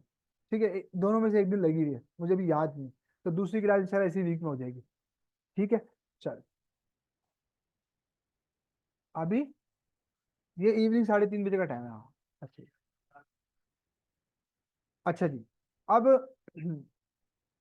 तो सर ये हमारा प्लान होगा पूरा। अब पढ़ेंगे कहाँ से सर? रिसोर्सेज की बात कर लेते हैं।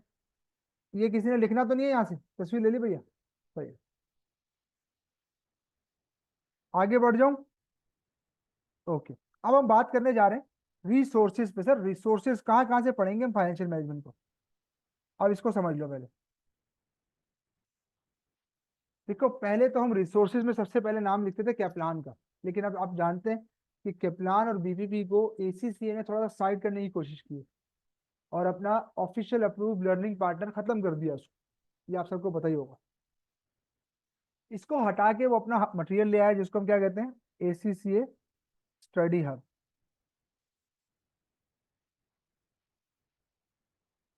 बिल्कुल है। ये मुझे लगता है किसी टीचर से बिल बना के उन्होंने बनवाया है और उसमें बहुत सारी गलतियां। हाँ हाँ हाँ ऐसे ही बिल्कुल।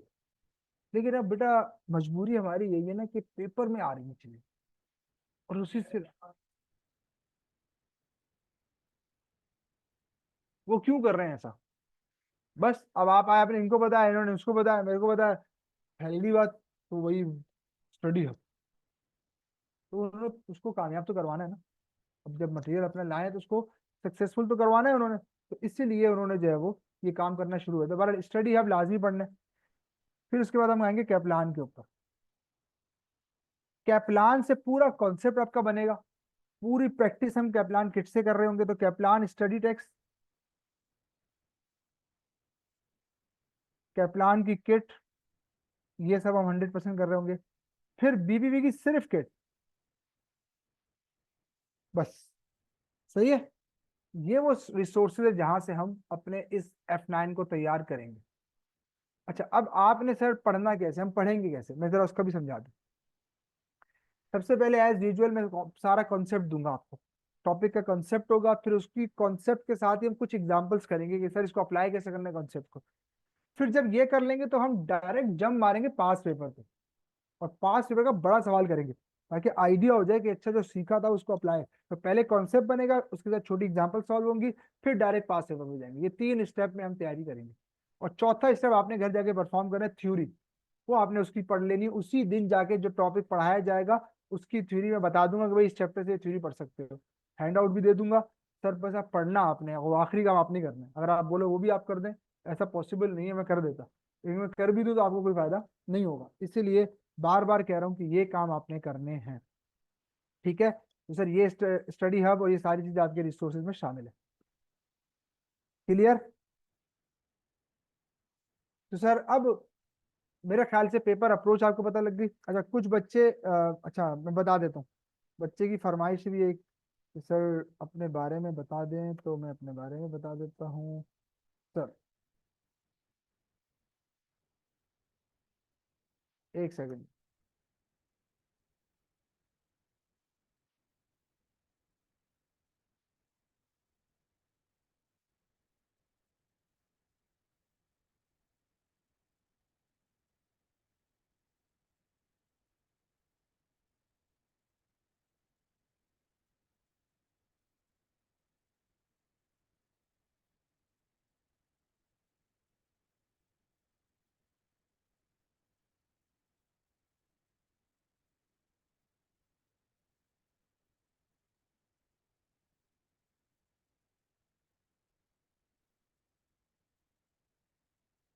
जी सर ये पढ़ लीजिएगा भाई, ताकि कुछ बच्चे पूछ रहे थे तो मैंने कहा मैं स्क्रीन पे शो कर दूँ।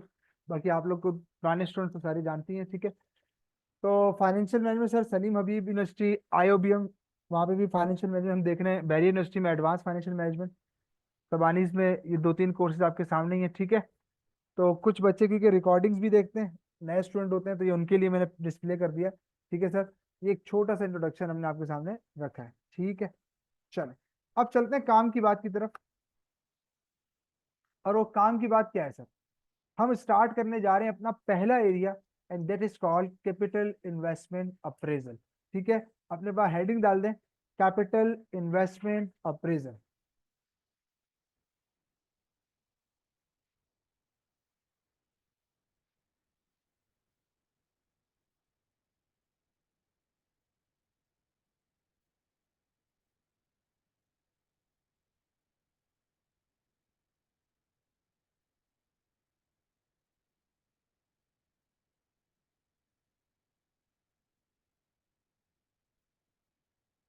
चले पहले इसके पूरे कॉन्सेप्ट को समझ लें, उसके बाद फिर हम इसको स्टार्ट करते हैं। बस मेरी बात पहले सुनने आराम से बैठ के। सबसे पहले हर टॉपिक की मैं आपको पेपर प्लेसमेंट बताऊंगा। सबसे पहले मैं आपको पेपर प्लेसमेंट के, सर पेपर में कितना अहम है, तो सर इसकी पेपर प्लेसमेंट के बारे में बस ये कहूंगा कि सर इसके बिना एफएम का पेपर हो नहीं सकता, ठीक है, ये इतना इंपॉर्टेंट है। तो सर 99% इसमें से 30-35 मार्क का पेपर आपका बनता है। यानी कि अगर आप इसके साथ सिर्फ दो टॉपिक और कर लेना, तो आप पासिंग पोजीशन में आराम से आ सकते हैं। इतना इंपॉर्टेंट एरिया, ठीक है। तो इसको आपने बिल्कुल भी हल्का नहीं लेना, मैं शुरू ही यहीं से कर रहा हूँ, ताकि आप जो है वो इस पर शुरू से ही मेहनत करें और अपने आप को तैयार करें, सही है सर। अब मैं पहले पूरी डिस्कशन करूंगा बोर्ड पे, आप मेरे साथ रहिएगा पहले इस डिस्कशन में, उसके बाद जो है वो आप कॉपी कीजिएगा, ठीक है। सर जैसे कि आप जानते हैं कि हम बात करने जा रहे हैं किसकी, किसके लिए, इन्वेस्टमेंट अप्रेजल। हम इसकी बात करने जा रहे हैं, किस चीज की बात करने जा रहे हैं, इन्वेस्टमेंट अप्रेजल की बात करने जा रहे हैं। तो सर सबसे पहले मुझे ये तो पता होना चाहिए इन्वेस्टमेंट होती क्या है ना, और फाइनेंशियल मैनेजर इसको कब करता है, और ये किस चीज से लिंक करती है। तो मैं थोड़ा सा इसका शजर नसब समझा दूं आपको पहले। सबसे पहले आपने पैसा अरेंज करना है। प्राइमरी एक्टिविटी याद है, फाइनेंसिंग एक्टिविटी थी। तो इससे पहले एक एक्टिविटी परफॉर्म हो चुकी है, कौन सी वाली, फाइनेंसिंग। पैसा अरेंज हो चुका है, तभी तो इन्वेस्टमेंट की बातें कर रहे हैं। जेब में कुछ ना हो तो मार्केट थोड़ी जाते हैं, है ना। अब फाइनेंसिंग एक्टिविटी सबसे पहले, फिर फाइनेंसिंग के बाद हम क्या करेंगे, इन्वेस्टमेंट एक्टिविटी। तो सबसे पहले ये समझते हैं सर इन्वेस्टमेंट का मतलब क्या होता है। देखो बच्चों, इन्वेस्टमेंट का मतलब होता है to generate source of income is called as investment. आप इस नियत के साथ इकोनॉमिक रिसोर्स का आउटफ्लो करें कि आप कोई सोर्स ऑफ इनकम जनरेट करना चाहते हैं, तो आप कह दोगे मैं इन्वेस्टमेंट कर रहा हूँ। जैसे लेट सपोज आपके पास कैश पड़ा हुआ था, आपने कहा यार इस पैसे का क्या करूंगा, बैंक में रखवा दूं, क्या कमाऊंगा, सूद कमा लूंगा, इंटरेस्ट कमा लूंगा। तो अर्निंग शुरू हो गई। किस नियत से रखवाए थे, इनकम जनरेट करने के लिए। तो जब भी मैं कोई सोर्स ऑफ इनकम जनरेट करूंगा तो मैं कह दूंगा मैं क्या कर रहा हूँ, इन्वेस्टमेंट कर रहा हूँ। क्या कर रहा हूँ, इन्वेस्टमेंट। अब ये हो गया इन्वेस्टमेंट का मतलब। सर लिख दें यहाँ पर, मैं लिख देता हूँ, टू जनरेट सोर्स ऑफ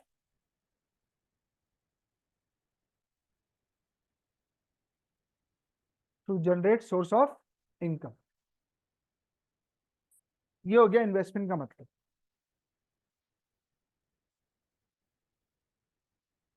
अब मैं एक और बड़ी इंपॉर्टेंट बात करने जा रहा हूं, जरा सुनिएगा गौर से। आप मुझे एक बात का जवाब खुद भी देंगे। लेट सपोज आपके अब्बू जान को किसी प्रॉपर्टी डीलर ने कहा कि सर एक प्लॉट खरीद ले, और प्लॉट जो है वो तकरीबन 5 साल के लिए खरीद ले, उसके बाद बेच देंगे, बेहतरीन प्रॉफिट देगा। अब ये कहानी उसने आपके अब्बा जान को ये प्रपोजल पेश किया। अब आपके अब्बा घर आए, जितना पैसा पड़ा था उठा के ले जाके प्लॉट खरीद लेंगे, या थोड़ा सा सोचेंगे, कुछ कैलकुलेशन करेंगे? सर अगर नहीं सोचेंगे तो बिल्कुल यही करेंगे, पैसा उठाएंगे जाके प्लॉट खरीद लेंगे। बाद में अम्मा ने बोला यार वो मैंने पैसे रखे थे हर महीने के राशन के, वो कहाँ गए? तो अब्बा ने बोला वो तो मैंने प्लॉट खरीद लिया। तो अम्मा ने क्या बोला आगे से, अच्छा आपके प्लॉट के चक्कर में भी हम फाके करेंगे। मैं बहुत इंपॉर्टेंट बात बताने जा रहा हूँ, सुनना गौर से। सर आप कहना क्या चाह रहे हैं, डायरेक्ट बोले ना। भाई याद रखो, जब तुम इन्वेस्टमेंट करने जाते हो ना, तो उसके लिए जो फंड्स चाहिए होते हैं, वो कभी भी वर्किंग कैपिटल से नहीं लाओगे, कभी भी।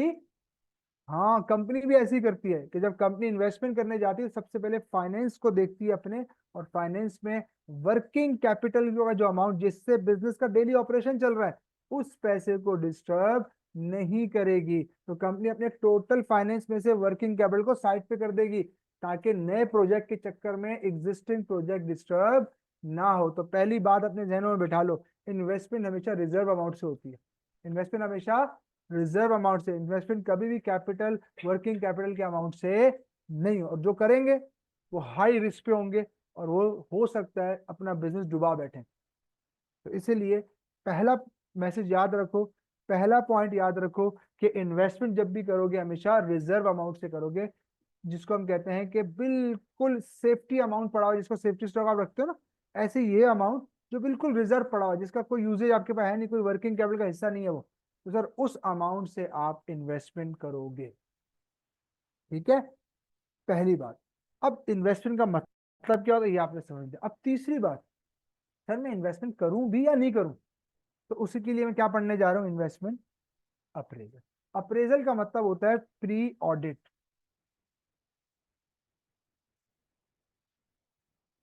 भाई प्री ऑडिट करूंगा तो बेनिफिट, एक होता है पोस्ट ऑडिट जो आपके कंपनीज के अंदर होता है, ईयर एंड पे ऑडिट होता है। तो वो क्या होता है, पोस्ट ऑडिट, पूरा साल का बिजनेस ट्रांजेक्शन्स को वो ईयर एंड पे चेक करता है। तो वो पोस्ट ऑडिट होता है, और वो ट्रांजेक्शन को बदल सकते नहीं है। लेकिन इन्वेस्टमेंट अप्रेजल का जो टॉपिक है वो प्री ऑडिट है, किसी भी प्रोजेक्ट में पैसा लगाने से पहले का ऑडिट, कि आया मुझे इस प्रोजेक्ट में पैसा लगाना है या नहीं लगाना। ठीक है,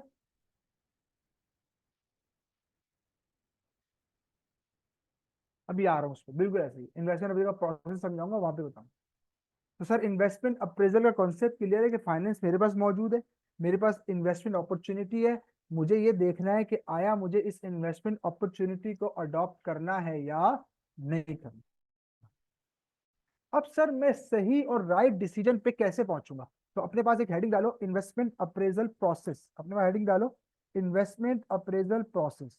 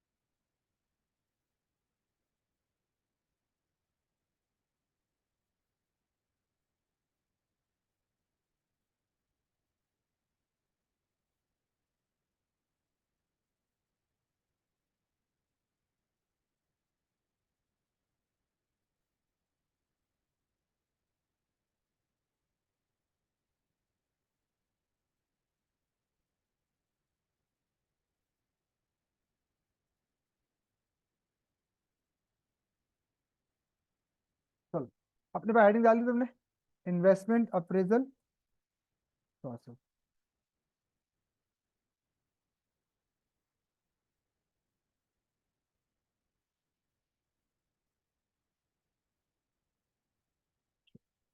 यहीं पे लिखते हैं, तो investment appraisal process.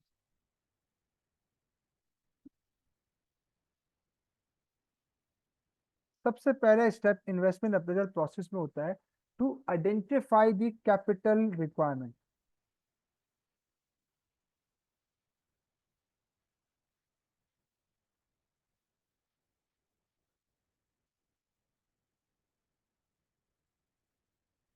Number two, to identify the, चलो पहले लिख लो फिर समझाता हूँ साथ में। Capital available.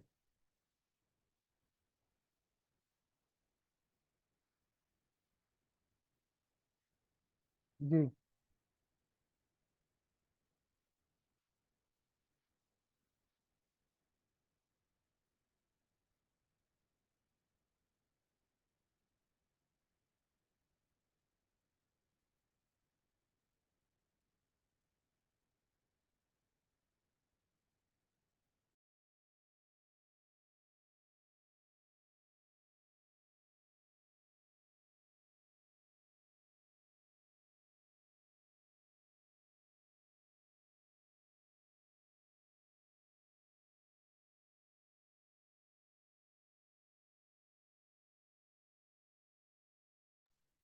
मैं पहले बच्चों यहाँ तक बात समझा दूं, फिर आगे बढ़ते हैं।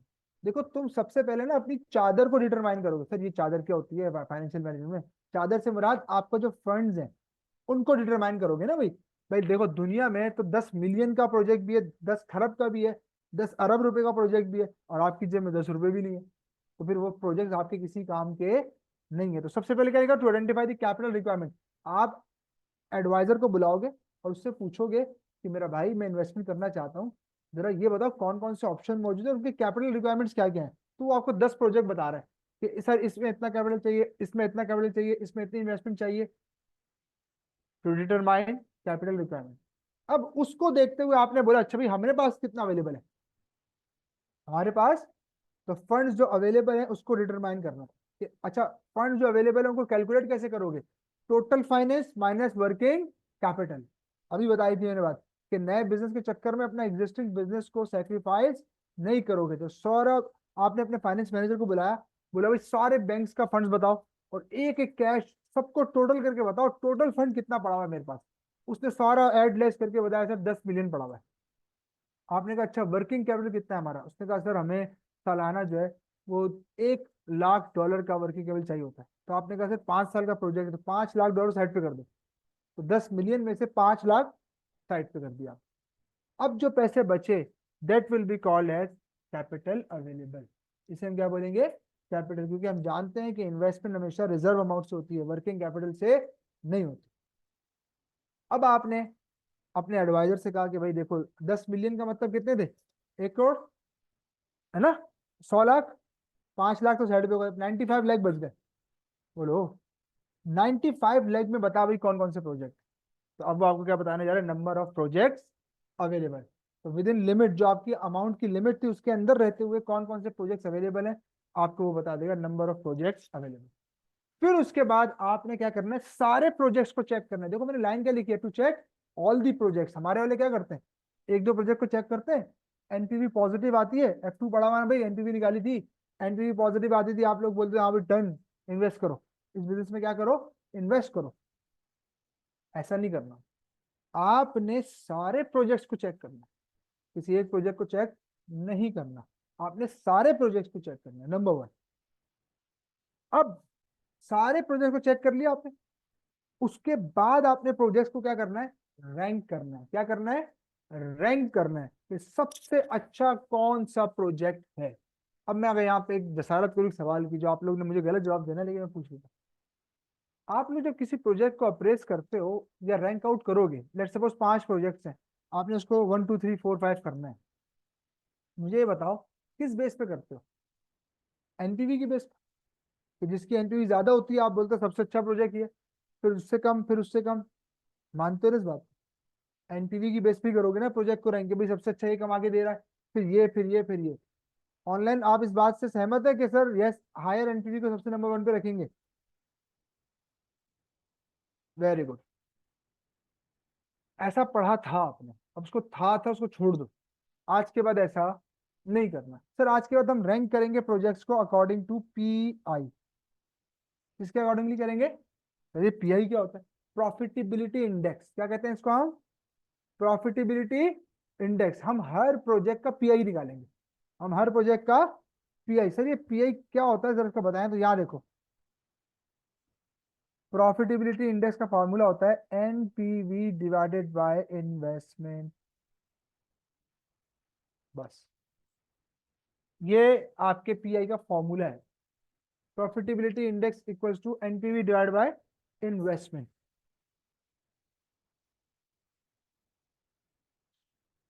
एनपीवी तो तुम लोग को पता है, नेट प्रेजेंट वैल्यू का फुल फॉर्म एनपीवी होता है। वैसे अगर मैं गलती से एक सवाल और पूछ लूं, चलो आज मैं बात कर ही रहा हूँ। बच्चों एनपीवी को कैसे एक्सप्लेन करोगे? What is NPV? जी ऑनलाइन आप भी मेरे साथ हैं? हाँ तो नेट प्रेजेंट वैल्यू का मतलब हो गया। एनपीवी क्या शो करता है? मतलब लेट्स सपोज आपके एक प्रोजेक्ट की ना $20,000 पॉजिटिव एनपीवी आ गई। What is the meaning of this 20,000 positive NPV? जी ऑनलाइन वालों, आपके जहन में कोई आंसर आ रहा है कि एनपीवी को कैसे एक्सप्लेन कर सकते हैं?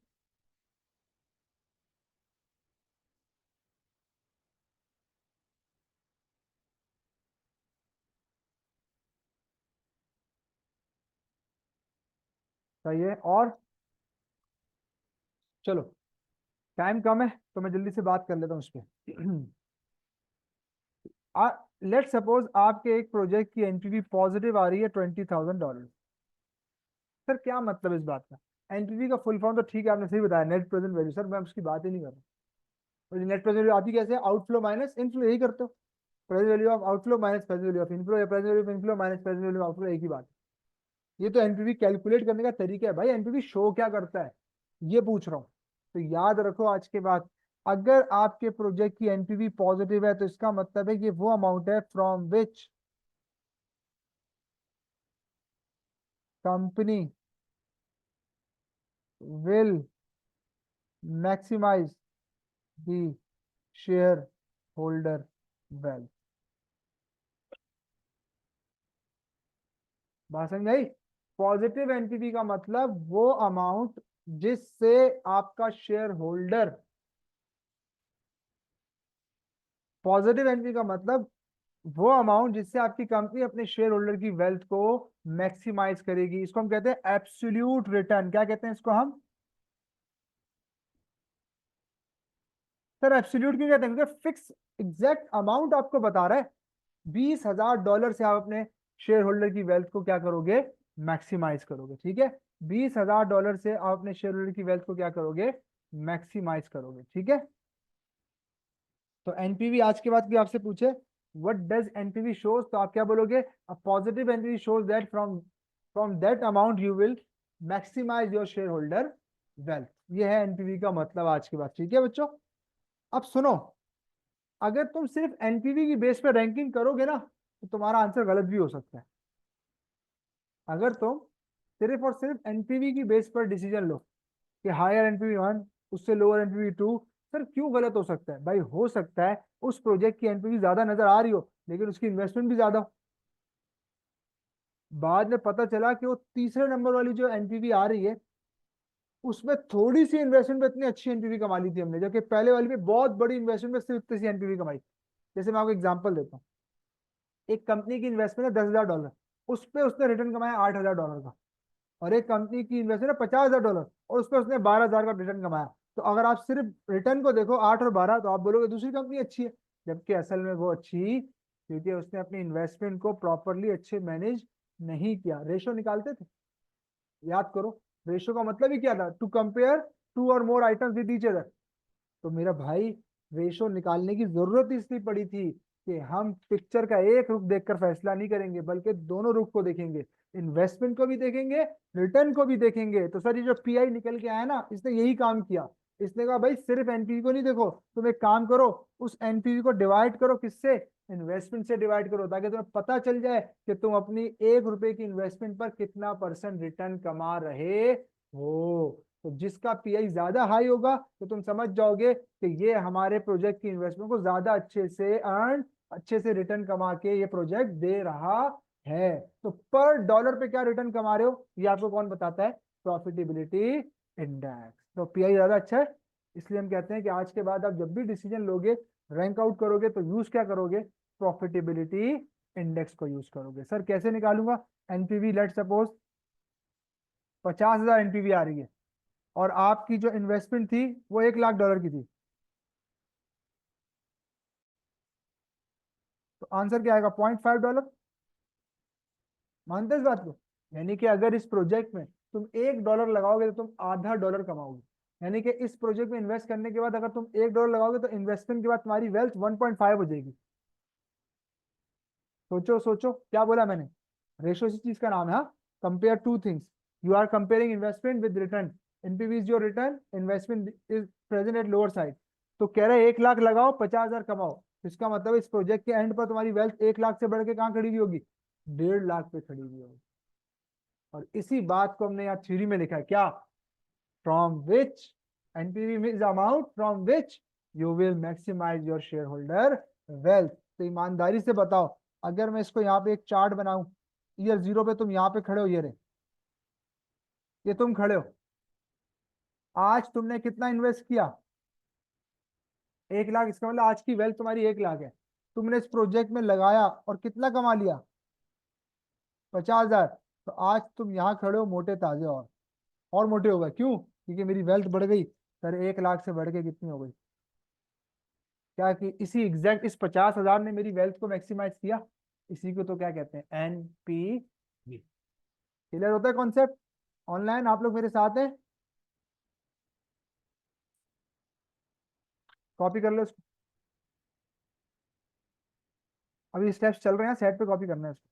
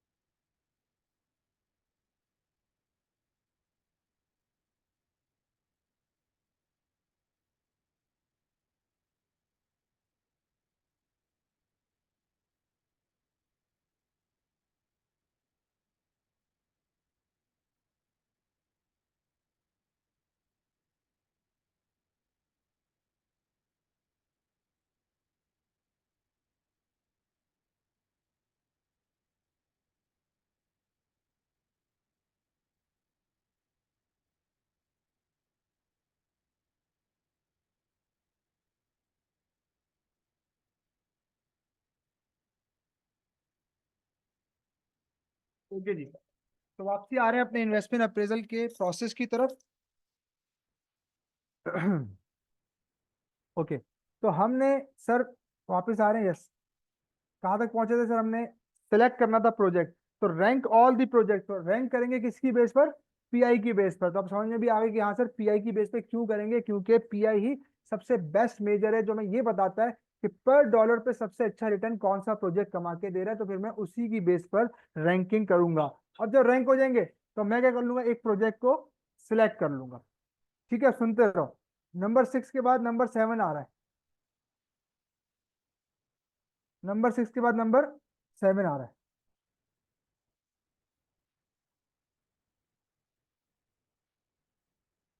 ये जो मैं लिख रहा हूँ आपने सिर्फ इस पे फोकस करना है, जो ऊपर नीचे लिखा है उसको इग्नोर करना है। तो नंबर 7 पे क्या आएगा सर? प्लीज बोर्ड पे। सिलेक्ट करने के बाद क्या कर दोगे? Invest in the selected project. Invest in the selected project, कह रहे जो सिलेक्ट किया था प्रोजेक्ट उसको अब क्या कर दो? उसमें इन्वेस्ट कर दो। अब यहाँ पे थोड़ी तवज्जो। सर क्या इन्वेस्ट करने के बाद मैं सो जाऊं घर पे जाके आराम से भूल जाऊं इन्वेस्टमेंट को या नहीं? नहीं सर, आपको कभी भी ऐसा नहीं करना। इन्वेस्टमेंट करने के बाद नंबर 8 पे आपको पीरियोडिकली रिव्यू करना है उसकी परफॉर्मेंस को। Review the project periodically.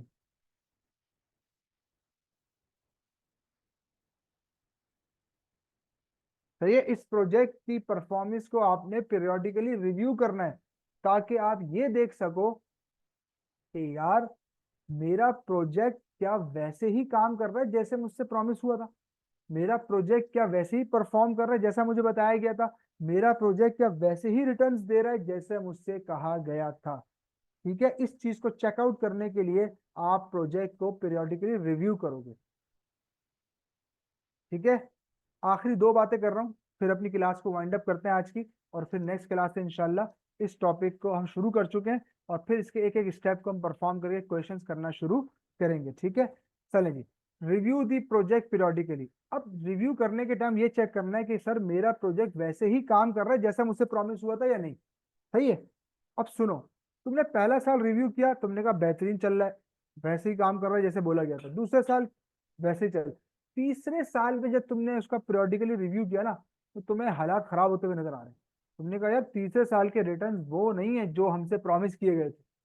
ठीक है, देखो इन्वेस्टमेंट अप्रेजल पहले आपको प्रपोजल पेश किया जाता है ना, कि भाई आने वाले 5 सालों में आपको ये रिटर्न मिलेंगे, आप बताओ इसमें प्रोजेक्ट में इन्वेस्ट करना है या नहीं। तो आप आज जीरो पे बैठकर सारी चीजों को प्रिडिक्ट कर रहे हो, सारी चीजों को एस्टिमेट कर रहे हो, उस वक्त आपको एक्चुअल फिगर पता नहीं होती। एक्चुअल फिगर तो तब पता चलेगी जब मैं इन्वेस्ट कर दूंगा। तो मैं इन्वेस्ट कर दिया, पहला साल भी अच्छा गुजरा, दूसरा भी अच्छा गुजरा, तीसरे साल में कहानी उलट हो गई, जो रिटर्न कमाने थे वो नहीं कमाए। अब सुनो, आपको नजर आ रहा है कि आगे भी लॉसेस ही होंगे। अब बहुत इंपॉर्टेंट बात करने जा रहा हूँ, देखो पैसा लाना भी एक डिसीजन था, पैसा लगाना भी एक डिसीजन था, अब इस इन्वेस्टमेंट में जाना भी एक डिसीजन था, और एक इस इन्वेस्टमेंट से बाहर निकलना भी एक डिसीजन है। अब मेरी बात सुनना गौर से। अब तुम्हें अगर नजर आ रहा है कि यार आने वाले सालों में भी ये लॉस ही होगा, अब नहीं ऊपर जाएगा ये प्रोजेक्ट, तो अब आपको यहीं पे सोचना चाहिए कि क्या करना है। आया इस प्रोजेक्ट को कंटिन्यू करना है या इस प्रोजेक्ट से बाहर निकलना है। एक बड़ी अच्छी सी टर्म है, इसको हम यूज करते हैं प्रोजेक्ट से बाहर जाने के लिए, that is called as project abandonment. Project abandon करना, प्रोजेक्ट को छोड़ना, चलते हुए प्रोजेक्ट से भाग जाने का नाम है प्रोजेक्ट अबंडन करना। तो आपको डिसकंटिन्यू करना है या कंटिन्यू करना है, अब आपने ये डिसाइड करना। सर मैं इसका डिसीजन कैसे लूंगा? भाई सिंपल है, तुम एक काम करो, तुम्हें लगता है कि आने वाले सालों में भी क्या देगा लॉस, तो तुम एक काम करो, उस लॉसेस की ना प्रेजेंट वैल्यू निकाल लो, कि अगर मैं इस प्रोजेक्ट को कंप्लीट करूंगा तो टोटल मुझे इतना लॉस होगा। और दूसरी चीज, तुम जब किसी प्रोजेक्ट में इंटर होते हो, तो इंटर होते वक्त तुम्हें बताया जाता है कि भाई अगर कोई इस प्रोजेक्ट की वायलेशन करेगा तो पेनल्टी के तौर पर इतना अमाउंट पे करेगा। उस प्रोजेक्ट से कोई भागेगा या उस एग्रीमेंट से या उस कॉन्ट्रैक्ट से कोई भागेगा, तो पेनल्टी के तौर पर इतना पे करेगा। तो उस पेनल्टी के अमाउंट को देख लो। तो दो चीजों को कंपेयर करो, पेनल्टी के अमाउंट को और लॉसेस की प्रेजेंट वैल्यू को, दोनों को आपस में क्या करो, कंपेयर। क्या करोगे डिसीजन? सर जिसमें लॉस कम हो रहा होगा मैं वो वाला ऑप्शन सिलेक्ट करूंगा। लेट सपोज पेनल्टी की अमाउंट बहुत हाई है, तो आप क्या करोगे? कोशिश करोगे इस प्रोजेक्ट को आप कंप्लीट कर लेते हैं, क्योंकि लॉस बहुत ज्यादा होगा अगर पेनल्टी पे करूंगा। और अगर आपको लगता है लॉसेस की वैल्यू बहुत ज्यादा है, पेनल्टी कम है, तो पेनल्टी पे करके अपनी जान छुड़ा के गायब हो जाओ। ठीक है, तो this is called project abundant. तो रिव्यू के टाइम आपने एक और डिसीजन लेना होता है कि आया मुझे कंटिन्यू करना है या प्रोजेक्ट को क्या करना है, अबंडेंट करना है। तो यस सर, ये आखिरी स्टेप होता है। तो कंटिन्यू द प्रोजेक्ट और प्रोजेक्ट अबंडमेंट या अबंडेंट। ठीक है, तो सर आपने डिसाइड करना होता है कि आपने इस प्रोजेक्ट के साथ कंटिन्यू करना है या प्रोजेक्ट को अबंडन करना है। सर ये है आपका पूरा इन्वेस्टमेंट अप्रेजल का साइकिल और उसके स्टेप्स, जिसको अब हम आने वाली क्लासेस में वन बाय वन परफॉर्म करेंगे और अपने क्वेश्चंस को सॉल्व करेंगे। यहां तक इस प्रोसेस में आपके जहनों में कोई सवाल आ रहा है तो प्लीज पूछ लीजिए। जी Abdul Rafe, Maham, Adeel, Mohsin, Toha, any query that you want to ask so you can. तो सर आज के सेशन को कंक्लूड करें। ओके, तो सर हमने सीखा फाइनेंशियल मैनेजमेंट की अप्रोच क्या होनी चाहिए पढ़ने की, फाइनेंशियल मैनेजमेंट होती क्या है, फाइनेंशियल मैनेजमेंट में कौन कौन से डिसीजन लेने हैं, कौन से मेन एरियाज हैं जिसको हमने पढ़ना है इस पूरे एरिया, पूरे फाइनेंशियल मैनेजमेंट के कोर्स के अंदर, प्रैक्टिकली कैसे हेल्प करता है। फिर हमने ये देखा कि सर हमने कौन कौन से इंपॉर्टेंट टॉपिक्स को पढ़ना है, फिर पेपर के स्ट्रक्चर को हमने देखा, और ये सब चीजें सीखने के बाद हमने अपना पहला एरिया स्टार्ट कर दिया है, that is called capital investment appraisal, जो कि सबसे प्राइम और इम्पोर्टेंट टॉपिक है हमारे पूरे F9 का, और उसी को हमने शुरू कर दिया। इसका प्रोसेस हमने समझ लिया आज थ्योरेटिकल। इंशाल्लाह नेक्स्ट क्लासेस से इसके हम कैलकुलेशन वाले स्टफ को शुरू करेंगे। तो नेक्स्ट क्लास इंशाल्लाह वैसे परसों है मुझे याद है, लेकिन फिर भी सर उसामा जो है वो आपको ग्रुप में कंफर्म कर देंगे। अच्छा, इस पूरे प्रोसेस में अपॉर्चुनिटी कॉस्ट का कंसेप्ट कहाँ पर जो है वो कंसीडर होगा? बिल्कुल बेटा, यहाँ देखो, जब आप ये एनपीवी निकाल रहे होगे ना, इस प्रोजेक्ट का जो रिटर्न एनपीवी कैलकुलेट कर रहे होगे यहाँ पर कंसीडर होगा। अब कैसे होगा ये मैं कैलकुलेशन के टाइम बताऊंगा, सही है?